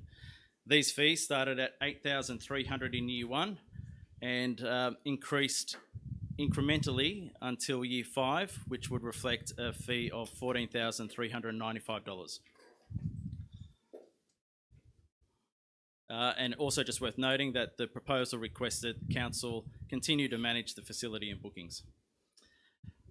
This reflects a net shortfall to Council of $55,000 to $62,000 per annum. A total subsidy from ratepayers over a 5-year period would be in the vicinity of $293,000, excluding capital and renewal costs. The assessment based on CCRC's adopted principles broke down the principles into 4 categories, which was governance, sustainability, community and economic benefit, and utilisation. Governance referred to, governance noted that Council would not typically enter into any formal arrangement with a group that is not incorporated. Community groups are generally required to demonstrate that they have a strong track record of governance and compliance. This includes provision of or review of trading records, financial statements, AGM minutes, and organisational rules and constitution. However, officers did note that the Tully Igloo Preservation Group have outlined a plan to deliver this, but were unable to deliver it at this point in time. Sustainability. The proposal from Tully Igloo Preservation Group operates at a significant, would operate at a significant deficit. To continue to deliver these services at the facility, in line with the proposal, would require an operational subsidy of $293,000 over 5 years, plus any capital renewal costs. The report also noted that the igloo was not deemed critical for the delivery of these activities, as there are a number of alternate venues available around the community and region. In relation to community and economic benefit, CCRC acknowledged that the Tully Igloo Preservation Group has done a great job engaging with the community to establish a core group of users. While this demonstrates community benefit, it was again noted that these activities are able to be delivered to the community in surrounding venues and spaces. Some of these include, but are not limited to, the MPC, the pavilions at the showgrounds, the Tully Grandstand, community halls, and cyclone shelter. And in terms of utilisation, prior to the current use by pickleball, the igloo was mainly used by the Tully Netball, with limited use by other groups. And whilst the Tully Igloo Preservation Group have identified a number of users for the facility, it should be noted the construction of new facilities can deliver these services as identified above. Based on the above assessment, there were 2 options, I guess, to be considered by Council. And number 1 is the recommendation that's been presented today. And this includes that Council note the significant work done by the Tully Igloo Preservation Group to engage with the community to deliver services at the igloo. 2, request officers work with affected community groups as highlighted in this report to recommend alternate facilities by 30th of June 2022. 3, proceed with the asset rationalisation of the Tip Burn building, or the Igloo, and the associated amenities block, as resolved at Council Meeting LG 1058. 4, request the CEO provide budget consideration in the 2022-2023 budget for the disposal of the Igloo and the attached amenities block. And 5, allocate a budget in the financial year 2022-2023 to engage with relevant community groups to develop a new master plan for the Tully Showgrounds to be adopted by Council. The second option, in line with the submission from Tully Igloo Preservation Group, refer to the following. 1, Council note the holding cost of the facility and ongoing subsidy by ratepayers of an asset that has been identified as surplus to the community needs. 2, acknowledge this approach is inconsistent with Council's adopted principles, expectations and responsibilities. 3, authorise the CEO to negotiate the final terms and conditions of a user agreement with the Tully Igloo Preservation Group for a term up to 5 years, as identified in their submission. 4, authorise the CEO to give budget consideration for the initial capital renewal works, including painting, lighting, carry out electrical and structural compliance checks in the next financial year budget. And then authorise the CEO to dispose of the asset at the end of the fixed term of the agreement in line with CCRC's adopted asset disposal policy. Council officers have recommended that option 1 is adopted by Council based on an assessment in line with Council's adopted principles. And I guess noting that in addition to Council's adopted principles, noting that the report from the asset engineer that's previously presented to Council, that the main drivers behind this are the Cassowary Coast Regional Council's asset to population ratio is high and contributes to higher rates for the community. And it's also worth noting that holding cost of our asset base is likely to become more challenging with high inflation forecasts. Thank you, Mr McBride. Through the chair. Yeah, Councillor Millwood. Through the chair, I'd like to present the following amendment for consideration. Number 1, note the submissions from the interested community groups and Tully Igloo Preservation Group. Number 2, acknowledge that the current use of the Tully Igloo does not meet Council's adopted community use of asset principles, expectations and responsibilities. And 3, resolve to retain the Tully Igloo whilst a master plan is developed for the Tully Showgrounds in consultation with the community and users. Number 4, request the Chief Executive Officer provide a budget consideration for the master plan in the 22-23 financial year. And number 5, authorise the CEO to negotiate the terms of a user agreement for the facility. Thank you, Councillor Millwood. Do we have a seconder? Councillor Barnes, yes, seconding that? Yes, Mr Mayor, I would like to second that, but there's a few words I'd just like to place in that recommendation. Well, just hang on. We've got an I know we've got amendment there. Councillor Millwood, do you want to speak to your amendment now? We've got a seconder. Yes, I would like to speak to it. So, in line of sight, I'm a born and bred local and would like to share some of the history of this iconic community asset. The Igloo once stood on the car park directly across from the Tully Council chambers. It was then relocated some years later to the Tully Showgrounds where it sits today. This building has been utilised over the years by many groups and for many different purposes, and some of those include basketball, netball, indoor soccer, debutante balls, dance groups, skating, weddings, and the likes of many more community functions. With the right management in place and the agreement from users to adopt the principles of Council, in my opinion, there is no reason this very important community asset couldn't reach its full potential and serve as an active community hub. We have seen over the past days the ongoing support to keep this iconic building from the Tully community and ask for your consideration. I ask you to consider my amendment and ask you to listen to our community when making this very important decision. The community believes the usage has grown and that they have indication from many other groups who wish to use this facility. I have challenged the recommendations and I look for your support in retaining this very important community asset. Thank you, Councillor Millwood. Now over to the seconder to speak. Good, thank you very much. Just to elaborate more on the previous speaker, a little bit of history, and I hope I'm not repeating. That building was firstly purchased by Cardwell Shire Council in 1940 and it was placed across the road from this building we're sitting here today as the council workshop.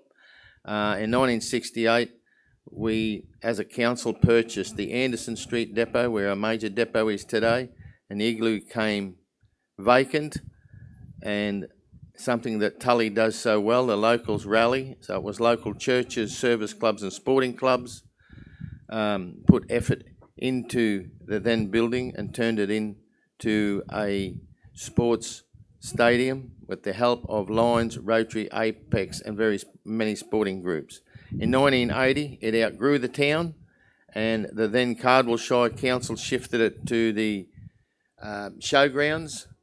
They then lifted the roof to make it an all indoor sports stadium, and it was named the J.P. Burns Sports Stadium after Tip Burns, who was a local councillor for over 30 years. And as said earlier, it served many balls, etc., etc. So further on from that, firstly, where we're sitting today, this rationalisation process we're currently in, it's not all bad. Many clubs have benefited by it, by lengthy leases, and they know that their future is secured for many years to come. In 2020, Tully Support Centre wanted to take over the igloo and the toilet block and would manage all hiring to users, but never received a response. The igloo was given a clean bill of health by an engineer only recently, and the local council electrician, Gary Leong, said except for a few lights, the electrics are perfect. In my view, removing the largest indoor sports centre in the wettest town in Australia is utterly ridiculous. Council is a community service supplier, sporting events, libraries and swimming pools. These are all community assets. It will cost more to demolish the igloo than to maintain it for the next 10 years. Insurance should be on the current value, not the replacement value. As far as depreciation goes, which I'm always harping on about, we need to submit a case to the Queensland Government as the igloo fits the bill, as was done with the Perry Harvey jetty at Mission Beach, and it was successful and is enjoyed by many people every day. I just hope that common sense prevails. Thank you, Councillor Barnes. Speakers for and against, Councillor Baines. Oh, you're doing four? Oh, no, whatever. You're first, Councillor Baines. All right, thank you, Mr. Chair.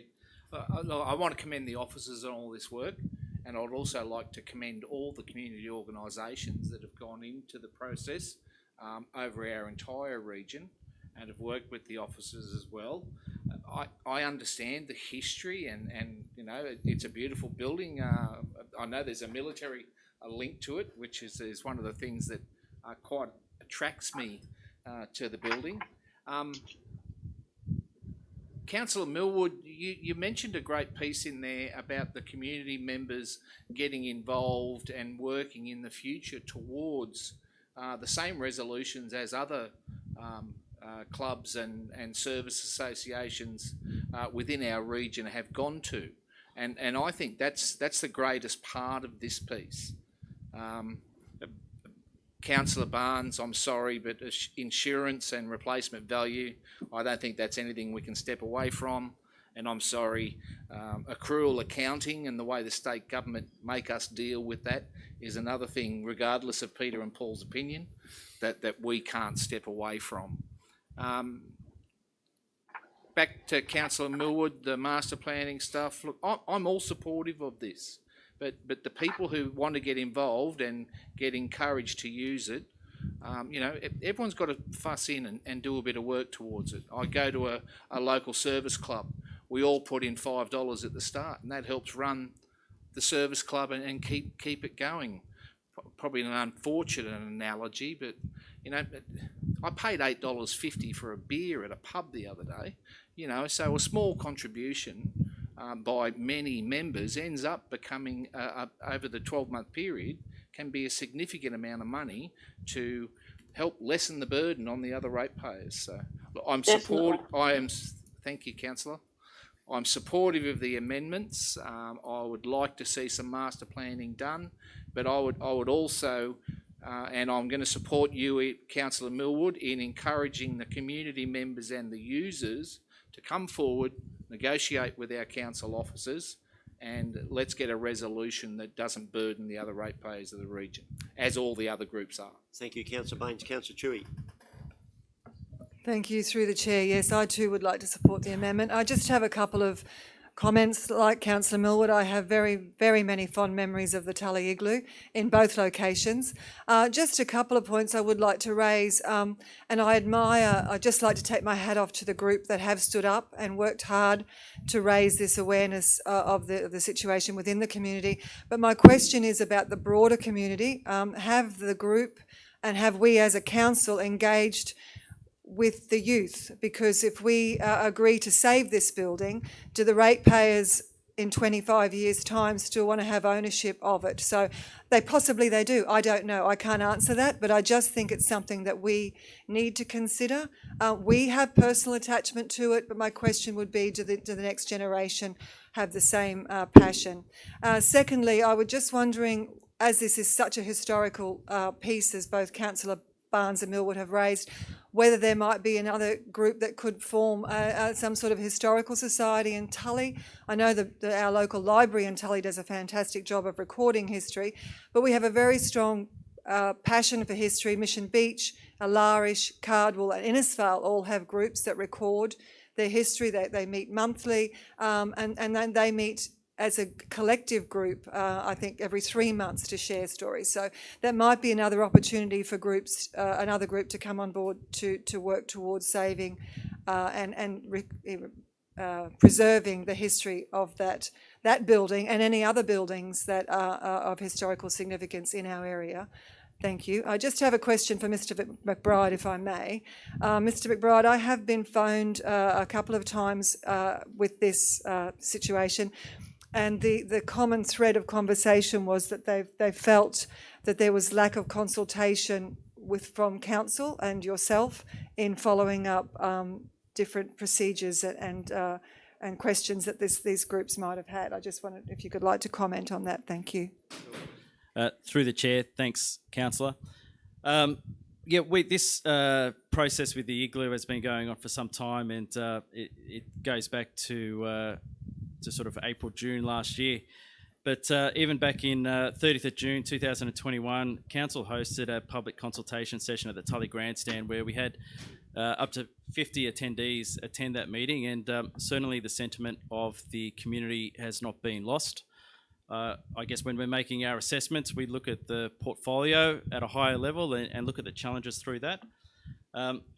But with the submission that came back after that meeting at the Grandstand, we received that submission on the 18th of October and noted that it needed some additional work in terms of being assessed against Council's adopted principles.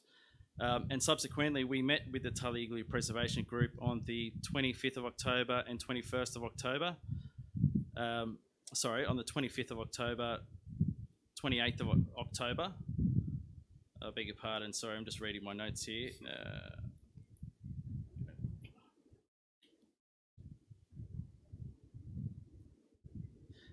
On the 29th of October, we met with the Tully Igloo Preservation Group, and again on the 1st of November, to help them formalise their final proposal to Council, which was then received on the 5th of November. So throughout the process from June to July, when we got that final version of the submission from Tully, that was a really honest assessment and was something that we could present to councillors for consideration. So we certainly helped them get to that final version, which has then been workshopped with council since. But that was the final product, which was there for consideration, and that's what was discussed today. Thank you, Mr. McBride. Any further speakers for or against? Councillor Purvitt. Yeah, thanks, through the chair. Yes, Councillor Millward, I'd like to support you in your amended recommendation for this, and I think the igloo shall remain. In my opinion, I think there's a lot of user groups there. You know, the emails coming through, the phone calls, just having a look at the building a few months ago and again today, it's a magnificent building, it looks beautiful. I don't want to see it go. Thank you, Councillor Pervin. Councillor Barnes. Just lastly, I did mention earlier a slight amendment to that amended motion, but I don't think I'll go ahead with it. It'll get rather messy, but if this does get through, the officers may take a few little words on notice that the word, it says like in dot 3, Tully Igloo, I'd like to see like a period of years put after that, put a time factor in there because it may be sped up with not enough consultation. And right at the end, it says a user agreement, what I'd like to see the word affordable user agreement. But Mr Mayor, I'm not going to push that through. It'll get too messy. If this gets through today, I'm sure that our staff are great enough to take that on board. Thank you. Very well said. Thank you, Councillor Barnes. Through the chair, we'll certainly take that on notice in any negotiations. And to Councillor Chewy's point, if we do progress with a master plan, we're happy to bring back a community engagement plan to council to ensure that we have captured all stakeholders and council is comfortable that the process moving forward does effectively consult with the community and ensure that those user groups are heard. In defence of the Deputy Mayor, I did want to just highlight that the total depreciation over the life of the igloo is $1.18 million. So the current depreciation currently totals $1.032 million with an annual figure of $33,000. So it will be fully depreciated by 2026, and when the igloo is fully depreciated, the asset will continue to be recognised on the balance sheet as a fixed asset at cost, but will be fully offset by the accumulated depreciation. So once fully depreciated, no further depreciation will be recognised against the asset.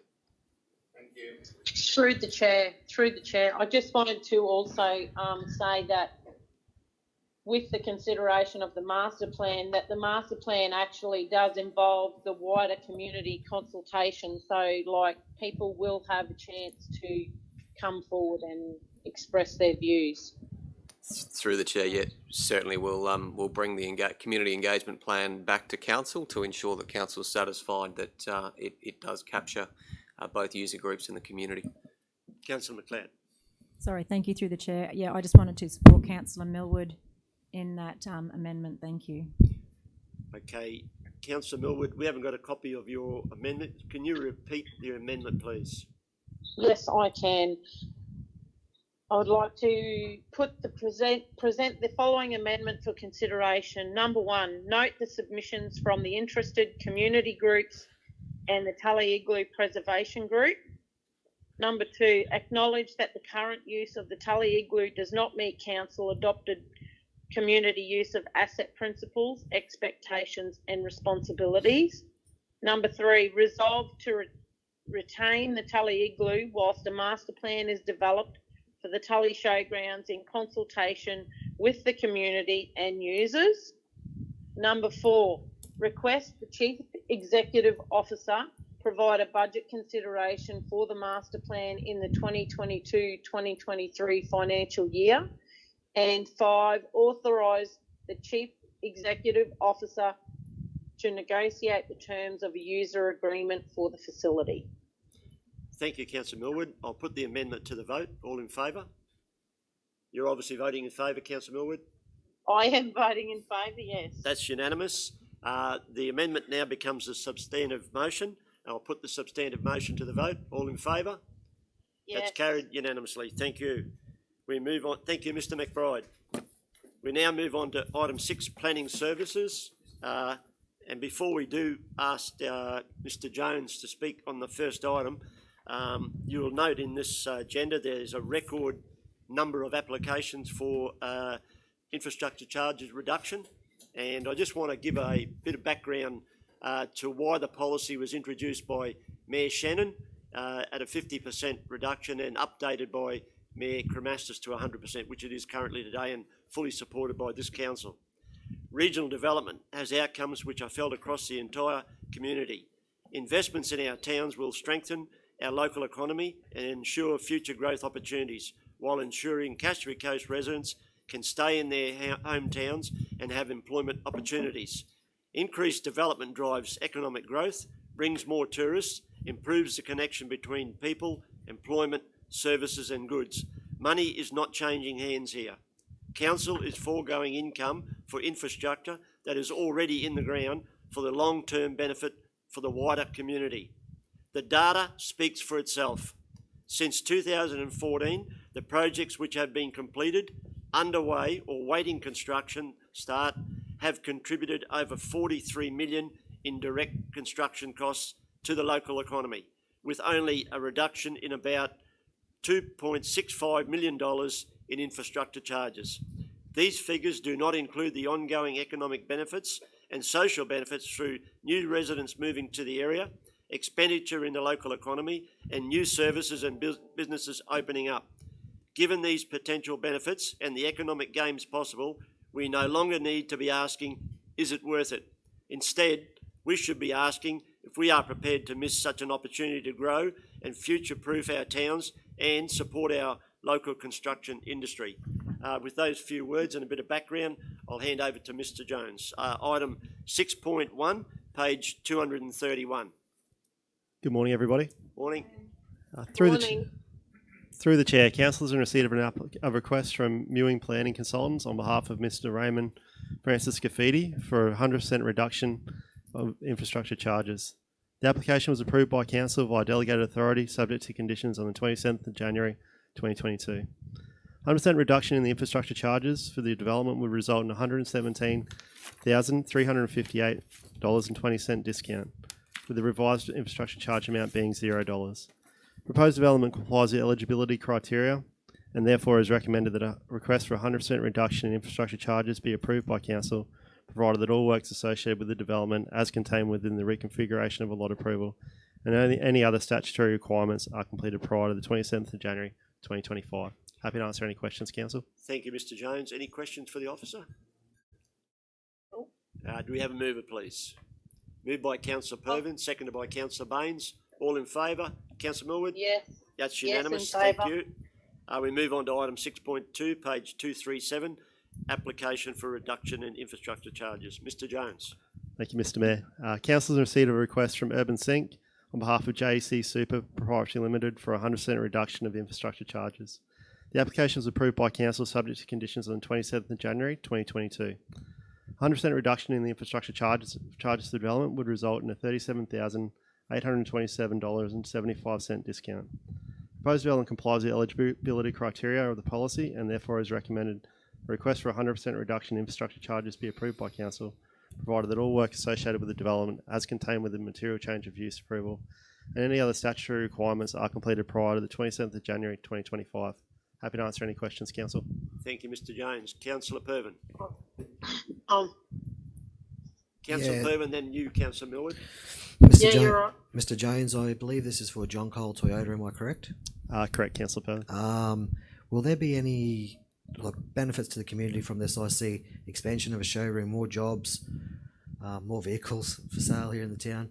I think it's a win-win situation for us all, over the generation of the lifetime of this this project to have extra jobs. $37,000 discount, which is already in our prioritised infrastructure area. Just the benefits of the jobs alone that covers that cost there. Yeah, through the Chair, thank you, Councillor Pervin. The estimated construction cost on that job is $1.2 million and 5 new jobs that will be created in the Innisfail area. Yep. Councillor Millwood. Yeah, no, I just want to move the motion. Okay. It's moved by Councillor Pervin already and seconded Yeah, by I'll Councillor second it. Millwood. Any further comments? John Cole Toyota is a good corporate citizen. If you want to have a look at what he delivers on the ground, just drive through Atherton and look at the new showroom he's just built up there. If that's an example, we want that in Cassowary Coast for sure. We have a mover and a seconder. All in favour? Councillor Millwood? Yep. Yes. Yep, that's carried unanimous. Thank you. Item 6.3, page 171, application for reduction in infrastructure charges. Mr. Jones. Thank you, Mr. Mayor. Councillors in receipt of a request from Urban Sync Proprietary Limited on behalf of 5 Rivers Construction Proprietary Limited for a 100% reduction of the infrastructure charges relating to a material change of use for a dual occupancy. The application was approved by Council via delegated authority, subject to conditions on the 27th of January 2022. 100% reduction in the infrastructure charges for the development would result in a $29,339.55 discount. Proposed development complies with eligibility criteria and assessment criteria, and therefore is recommended that a request for a 100% reduction in infrastructure charges be approved by Council, provided that all works associated with the development, as contained with the material change of use approval, and any other statutory requirements are completed prior to the 27th of January 2025. Thank you, Mr. Jones. Any questions for the officer? Councillor Pervin. Yeah, thank you, Mr. Chair. Look, I see we've got a fair few of these on our agenda. I won't comment on every single one of them, but they're all relatively much the same. Like I said, they're all within our prioritised infrastructure areas, but having a look outside that, you've got a shortage of housing in all regions of the Cassowary coast. So not just one allotment of land, you're building two properties on the one. Council will gain double the rates. We have the services are there anyway. You'd have whether you have a 4-bedroom home with 2 bathrooms, you're going to have a 2-bedroom duplex with 2 bathrooms anyway. So it's all there. But the biggest thing is you're going to open up a lot of these people that are building these properties currently are in homes. So I dare say they'll be moving into a newer home, and the previous existing home will be available for tenants that are desperately crying out in our region. And like I said once before, it's just the generation of extra revenue for our rates from these properties is, I applaud the previous council and the council before that for introducing these waivers, but the infrastructure charges. I think it's a great idea, and we've got developers coming to our town who wish to develop in this region because of what we have in place. Mr. Mayor, I know you quoted the other day about down south said they wish they could do it, but they don't. No, that's right. But yeah, I'm happy to move this one as well.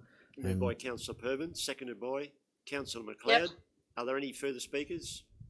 If not, I'd just like to also make a comment on that. Like, this will really help with the lack of housing in the area, and also the economic activation that will flow on from this will be worth more its weight in gold than the money that we have let go in charges. So I really welcome this to the community.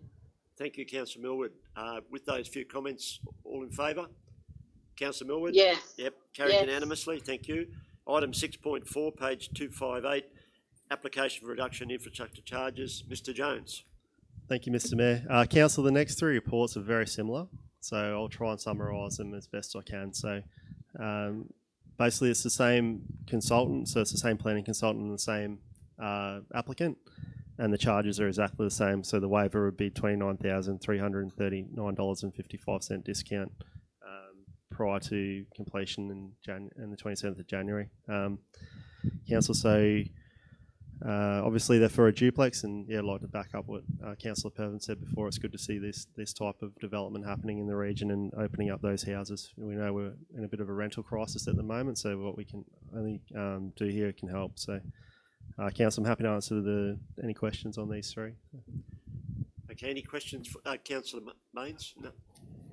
No questions. Any questions, Councillor Millwood? No. Okay, somebody move item 6.5. We'll do them one at a time. Moved by Councillor Bain, seconded by Councillor McLeod. All in favour? It's carried unanimously. Yes. Thank you. 6.6, mover. Moved by Councillor Barnes, seconded by Councillor Chewy. All in favour? Councillor Millwood? Yes.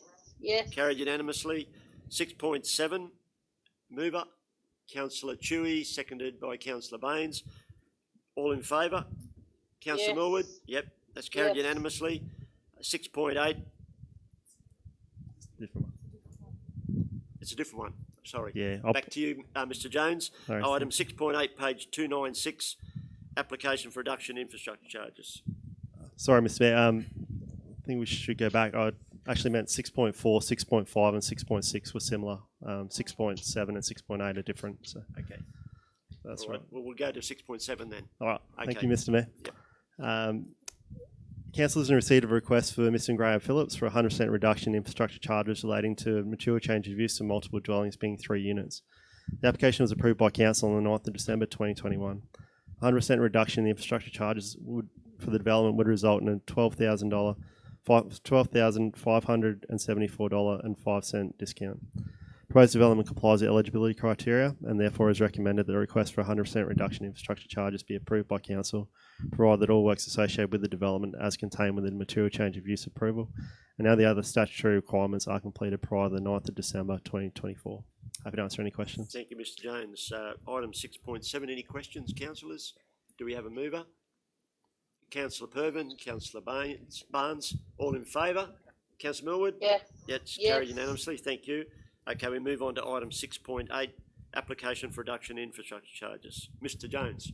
Thank you, Mr Mayor, and this will be my last one, councillor, so you don't have to listen to me anymore today. So, council has received a request from Mr Christopher Kalea for a 100% reduction of the infrastructure charges relating to a reconfiguration of a lot, one lot into two lots. The application was approved by council via delegated authority on the 7th of February 2022.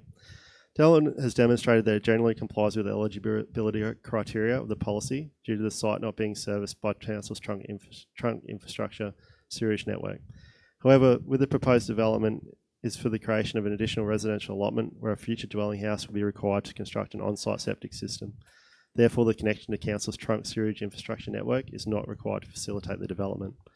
100% reduction in the infrastructure charges for the development would result in a $17,603.73 discount.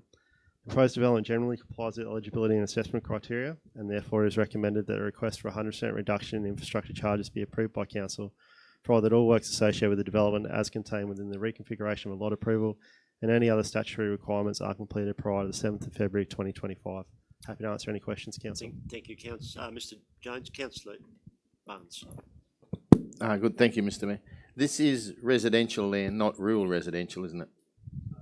Through the chair, Councillor Barnes, it is rural residential land. So, rural residential, are we making the blocks too small for that category? Through the chair, this particular subdivision will result in a block which is 5,000 square metres, which has an existing house, and the block next door will be 3,500 square metres. Thank you. Okay, any questions for Mr Jones on that one? Do we have a mover? Councillor Barnes and Councillor McLeod, all in favour? It's carried unanimously. Yep. Thank you. Can I also say that, Councillor Pervin. Councillor Baines? Mr Mayor, and it's probably not a point of order, but I just wanted to make sure that we captured 6.4 and we did a vote on it. So yep. I'm not sure if it was moved and seconded. It's just a reiteration point for myself. Yep. Did we skip over it? No, we got it. Capture that, Mrs. Sands? 6.4? Yeah, we got a mover and seconder, yep. We got all that? That's all right. I'm just making sure. No, thanks for that. Can I just say, in relation to those 8 applications, the reason that the original decision was made was this council had a major problem with land banking. We had a lot of approvals that were lapsing, and Bill Shannon, in his wisdom, felt that the incentive scheme might get projects across the line. And I think the proof's in the pudding today that the policy is definitely working. So the basis of why it was brought in was to address land banking, which Mr Horton presented to us back in the day. It was a major problem. We were seen as an anti-development council because we weren't getting things up. We were approving them. Commercial reality kicked in and people weren't doing them. So this policy is helping. We now move on to item 6.9, page 303, the Crown Hotel request for extended trading hours. Mr Horton will present. Thanks, Mr Mayor. Sorry I don't have as many as Byron had, so thank God. But good morning to all, and I hope you're all well. I look forward, this is a request to extending trading hours. I hope council talks to this more than I do. But we received correspondence after a meeting with the owner of the Crown Hotel to discuss and reconsider a past response provided to the Office of Liquor and Gaming. The owner had requested a review of the trading hours of liquor and establishment from the current 10 a.m. to 2 a.m. Wednesday to Saturday and 10 a.m. to 12 a.m. Sunday to Tuesday to a 7-day trade at the same hours of 10 a.m. to 2 a.m. Monday to Sunday. The recommendation is there, Council, that Council offer no objection to the granting an additional hours from that 12 a.m. to 2 a.m. Sunday to Tuesday, 6 additional hours it is, Council, to allow the trade of liquor from the Crown Hotel Innisfail from 10 a.m. to 2 a.m. Monday to Sunday based on the additional information that was provided and listed. To council about the multi-million-dollar refurbish in the entire premises, which has changed the amenity, quiet and good order of that locality. So council, I'm happy to answer any questions on this or follow through on any other stuff. But as we're fully aware with that investment, demolition of the old tab and liquor barn at the rear of that property is being carried out. More on-site parking's been provided, entrances to the building have been redone and the whole building's been refurnished. So I'll hand over to the Mayor and Council. Thank you, Mr Horton. I'll actually move the recommendation. Do we have a seconder? Councillor Pervin. Are there any speakers? Any questions for Mr Horton? I'll just Councillor Pervin. briefly thanks Mr Horton for your report. Just briefly on that, the liquor licensing, everybody else is on board with this. So as a council, I can't see why we can't get behind and support them. Like Mr Horton said, they've invested a lot of money. The place is very appealing, very tidy now. In reality, they're asking for 6 additional hours early in the weekend on the Sunday evening. There's not a lot of difference in their trading operation hours, really. But to have the other departments happy with this, I think we should be on board as a council supporting them. Thank you, Councillor Pervin. Any further comments, councillors? All right, we've got a mover and a second. All in favour? Councillor Millwood? Yes. That's Yes, unanimous. in favour. Thank you very much. Thank you, Mr Horton. That brings us to item 7, general business. Any general business items, councillors? Yes, I've got a few bits here. All right, you can go first, Councillor Millwood. Thank you. First of all, I'd just like to reiterate that we have our community survey, which will be available very shortly. And my advice is for you to all take the time to fill it out, because this is the chance for you to have your say, and the feedback will be extremely important for future decision making. We also have on the first Sunday in March, which is the 6th of March, is the official Clean Up Australia Day. You can register online at www.cleanup.org.au if you're interested. And I also have a brief update on the Bells Creek transfer station for those that have been quite interested in this. The metal, including push bikes, etc., is being moved tomorrow if it hasn't already been done. The mattresses, lounge chairs, etc., are also being moved as we speak. The mulcher should be there now. Drum muster will be cleared this week. Tyres have been taken to Tully for collection. MAMs have been notified of the fertiliser bags, and the degasser will be there to degas the fridges and freezers, and then they will also be removed. So, yeah, that's me. Thanks. Thank you, Councillor Millwood. Councillor Chewy. Thank you, through the chair. Just for Mr Jones or Mr Horton, if I may, with the master plan we assume will be going ahead. I've just had various residents call me with concerns about All Abilities access to different places. I'm just wondering if we have, I'm assuming we have, but if you could give some explanation on disability access, All Ability access that might be moving forward with the master plan. Thank you.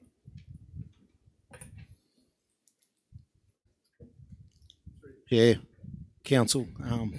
Thanks, Councillor, for that question.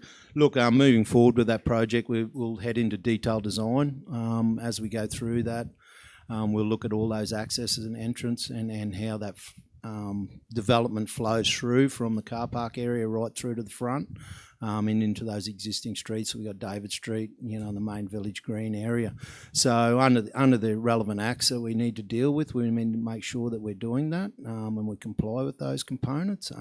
It will be incorporated in, and we'll definitely make sure that we consult through our consultation period with those groups. We're currently finalising those aspects, and when we do, we'll go to those stakeholders and make sure that everyone's considered and, you know, agreeable to what we do. Councillor Baines. Thank you. Sorry, if I may add further to that, Mr Horton, the council officers, I think it was Nikita Perini at the time, I think it is.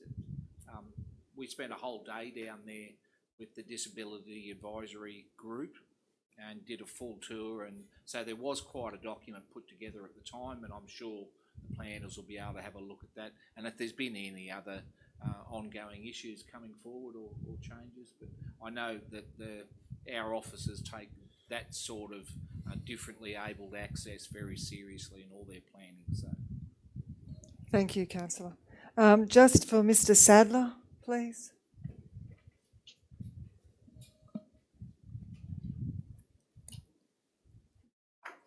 Thank you, Mr. Sadler. I've just had people contact me regarding the service levels in the different areas of the Cassowary Coast regarding lawn mowing and things like that.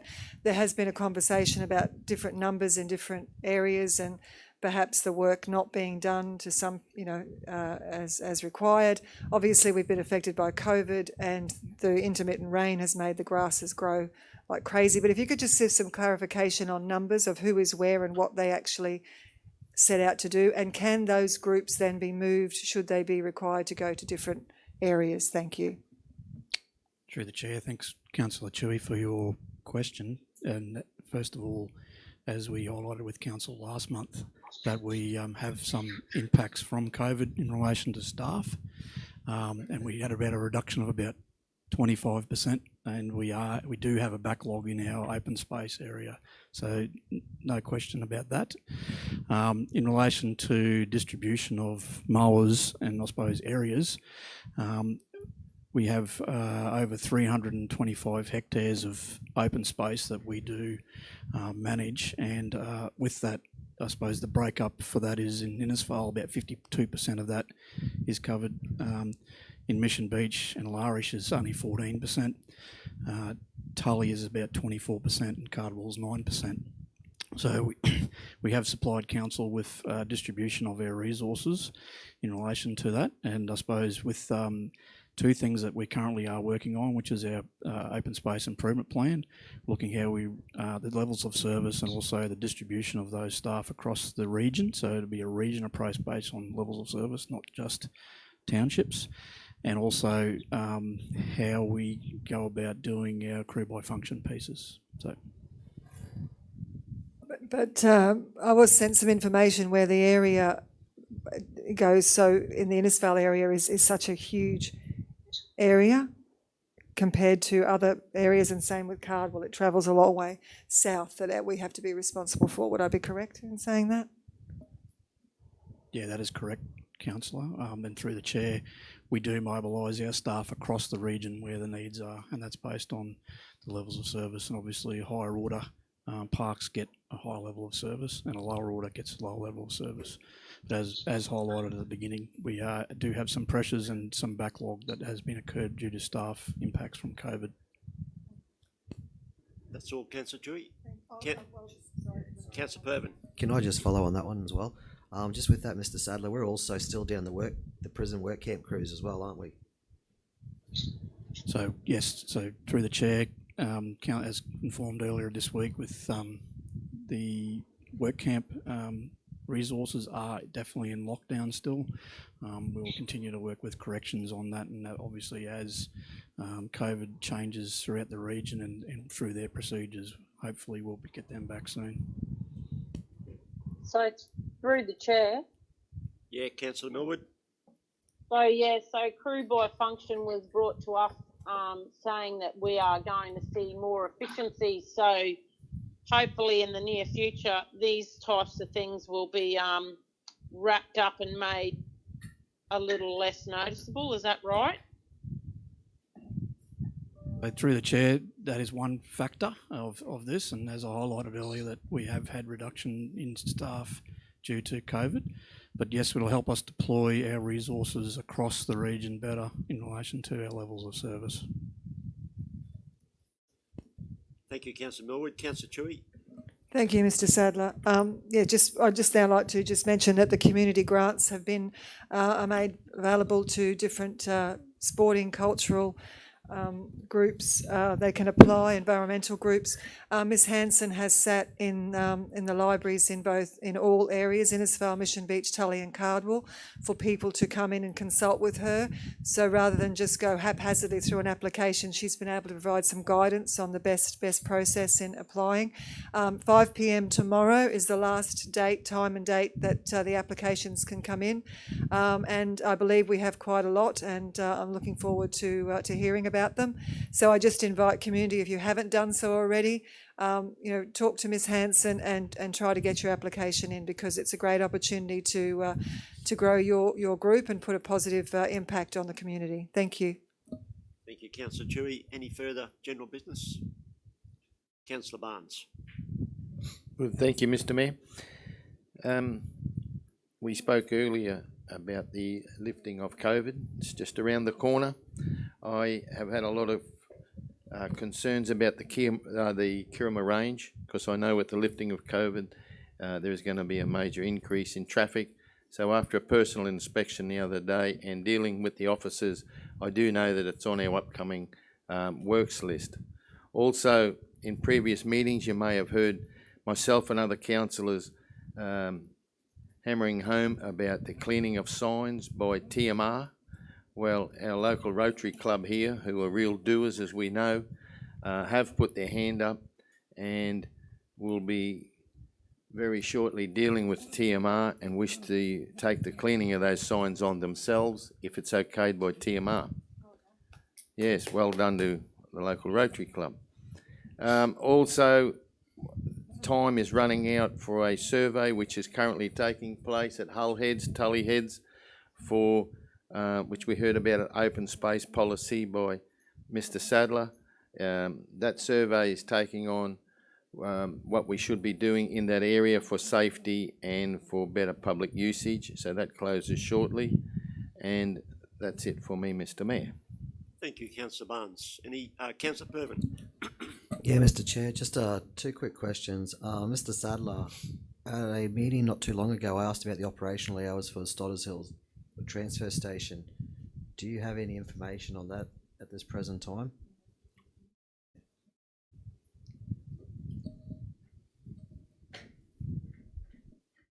Through the chair, Councillor Pervin, yes, I sent an update to Council earlier this week in relation to we're looking at how our shifts and hours are distributed across the team to look at how we can minimise any increase in operational expenditure with your request. There is some consultations that is occurring with the staff, and we'll have an update the next week or so back to Council on options in relation to how to deliver or give that service that you are requesting. Thank you very much, Mr. Sadler, for that. One more while you're there. We're coming up to our tourist season very soon, and another thing that's very close to my heart is the information centre at the Innisfail Conservatorium. Do we have any advancements there on costings and things like that? So through the chair, Councillor Pervin, as discussed with a number of councillors earlier in the week, the Visitor Information Services strategy is almost complete. There is some review being undertaken in relation to that action plan, as previously highlighted with Council. We will bring that for a councillor workshop. It is programmed for March, and based on that workshop, we'll then finalise that report. Thank you, Councillor Pervin. Any further general business?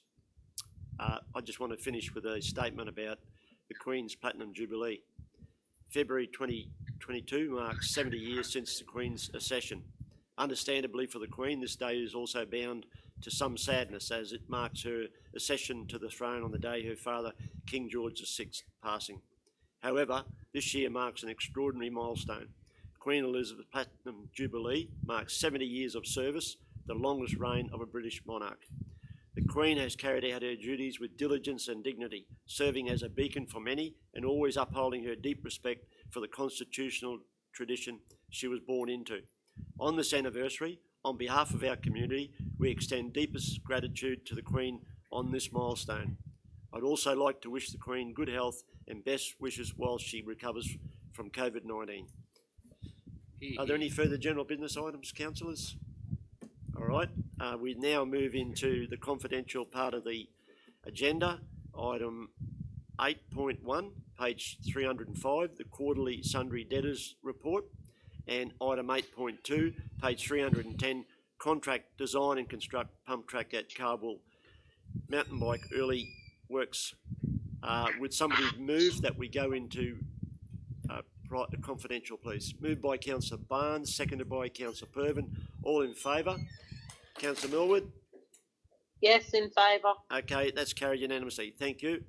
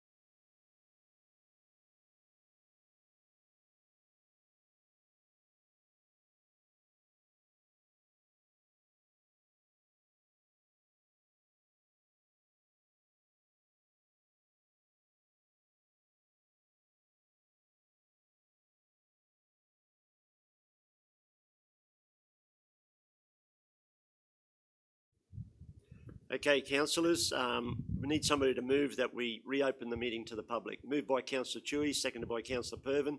All in favour? Councillor Millwood, you in favour? I'm in favour. Okay, that's unanimous. Thank you.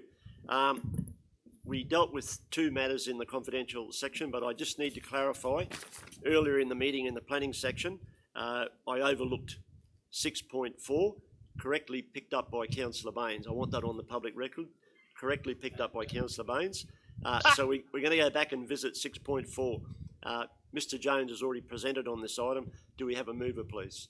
Moved by Councillor Barnes, seconded by Councillor Pervin. All in favour?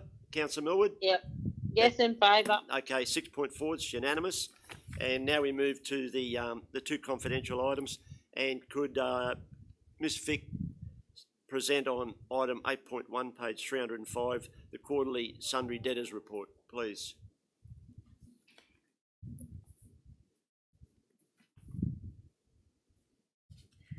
This report is presented for council information regarding the status of our sundry debtors and the rates and charges to the 31st of December 2021, or as otherwise mentioned. An update regarding legal action was also provided. The recommendation is that this report be received and noted. Thank you, Ms Fick. Any questions for the officer? Do we have a mover, please? Councillor Pervin, seconded by Councillor McLeod. All in favour? Councillor Millwood? Yes. In favour? Yes, in favour. That's unanimous, thank you.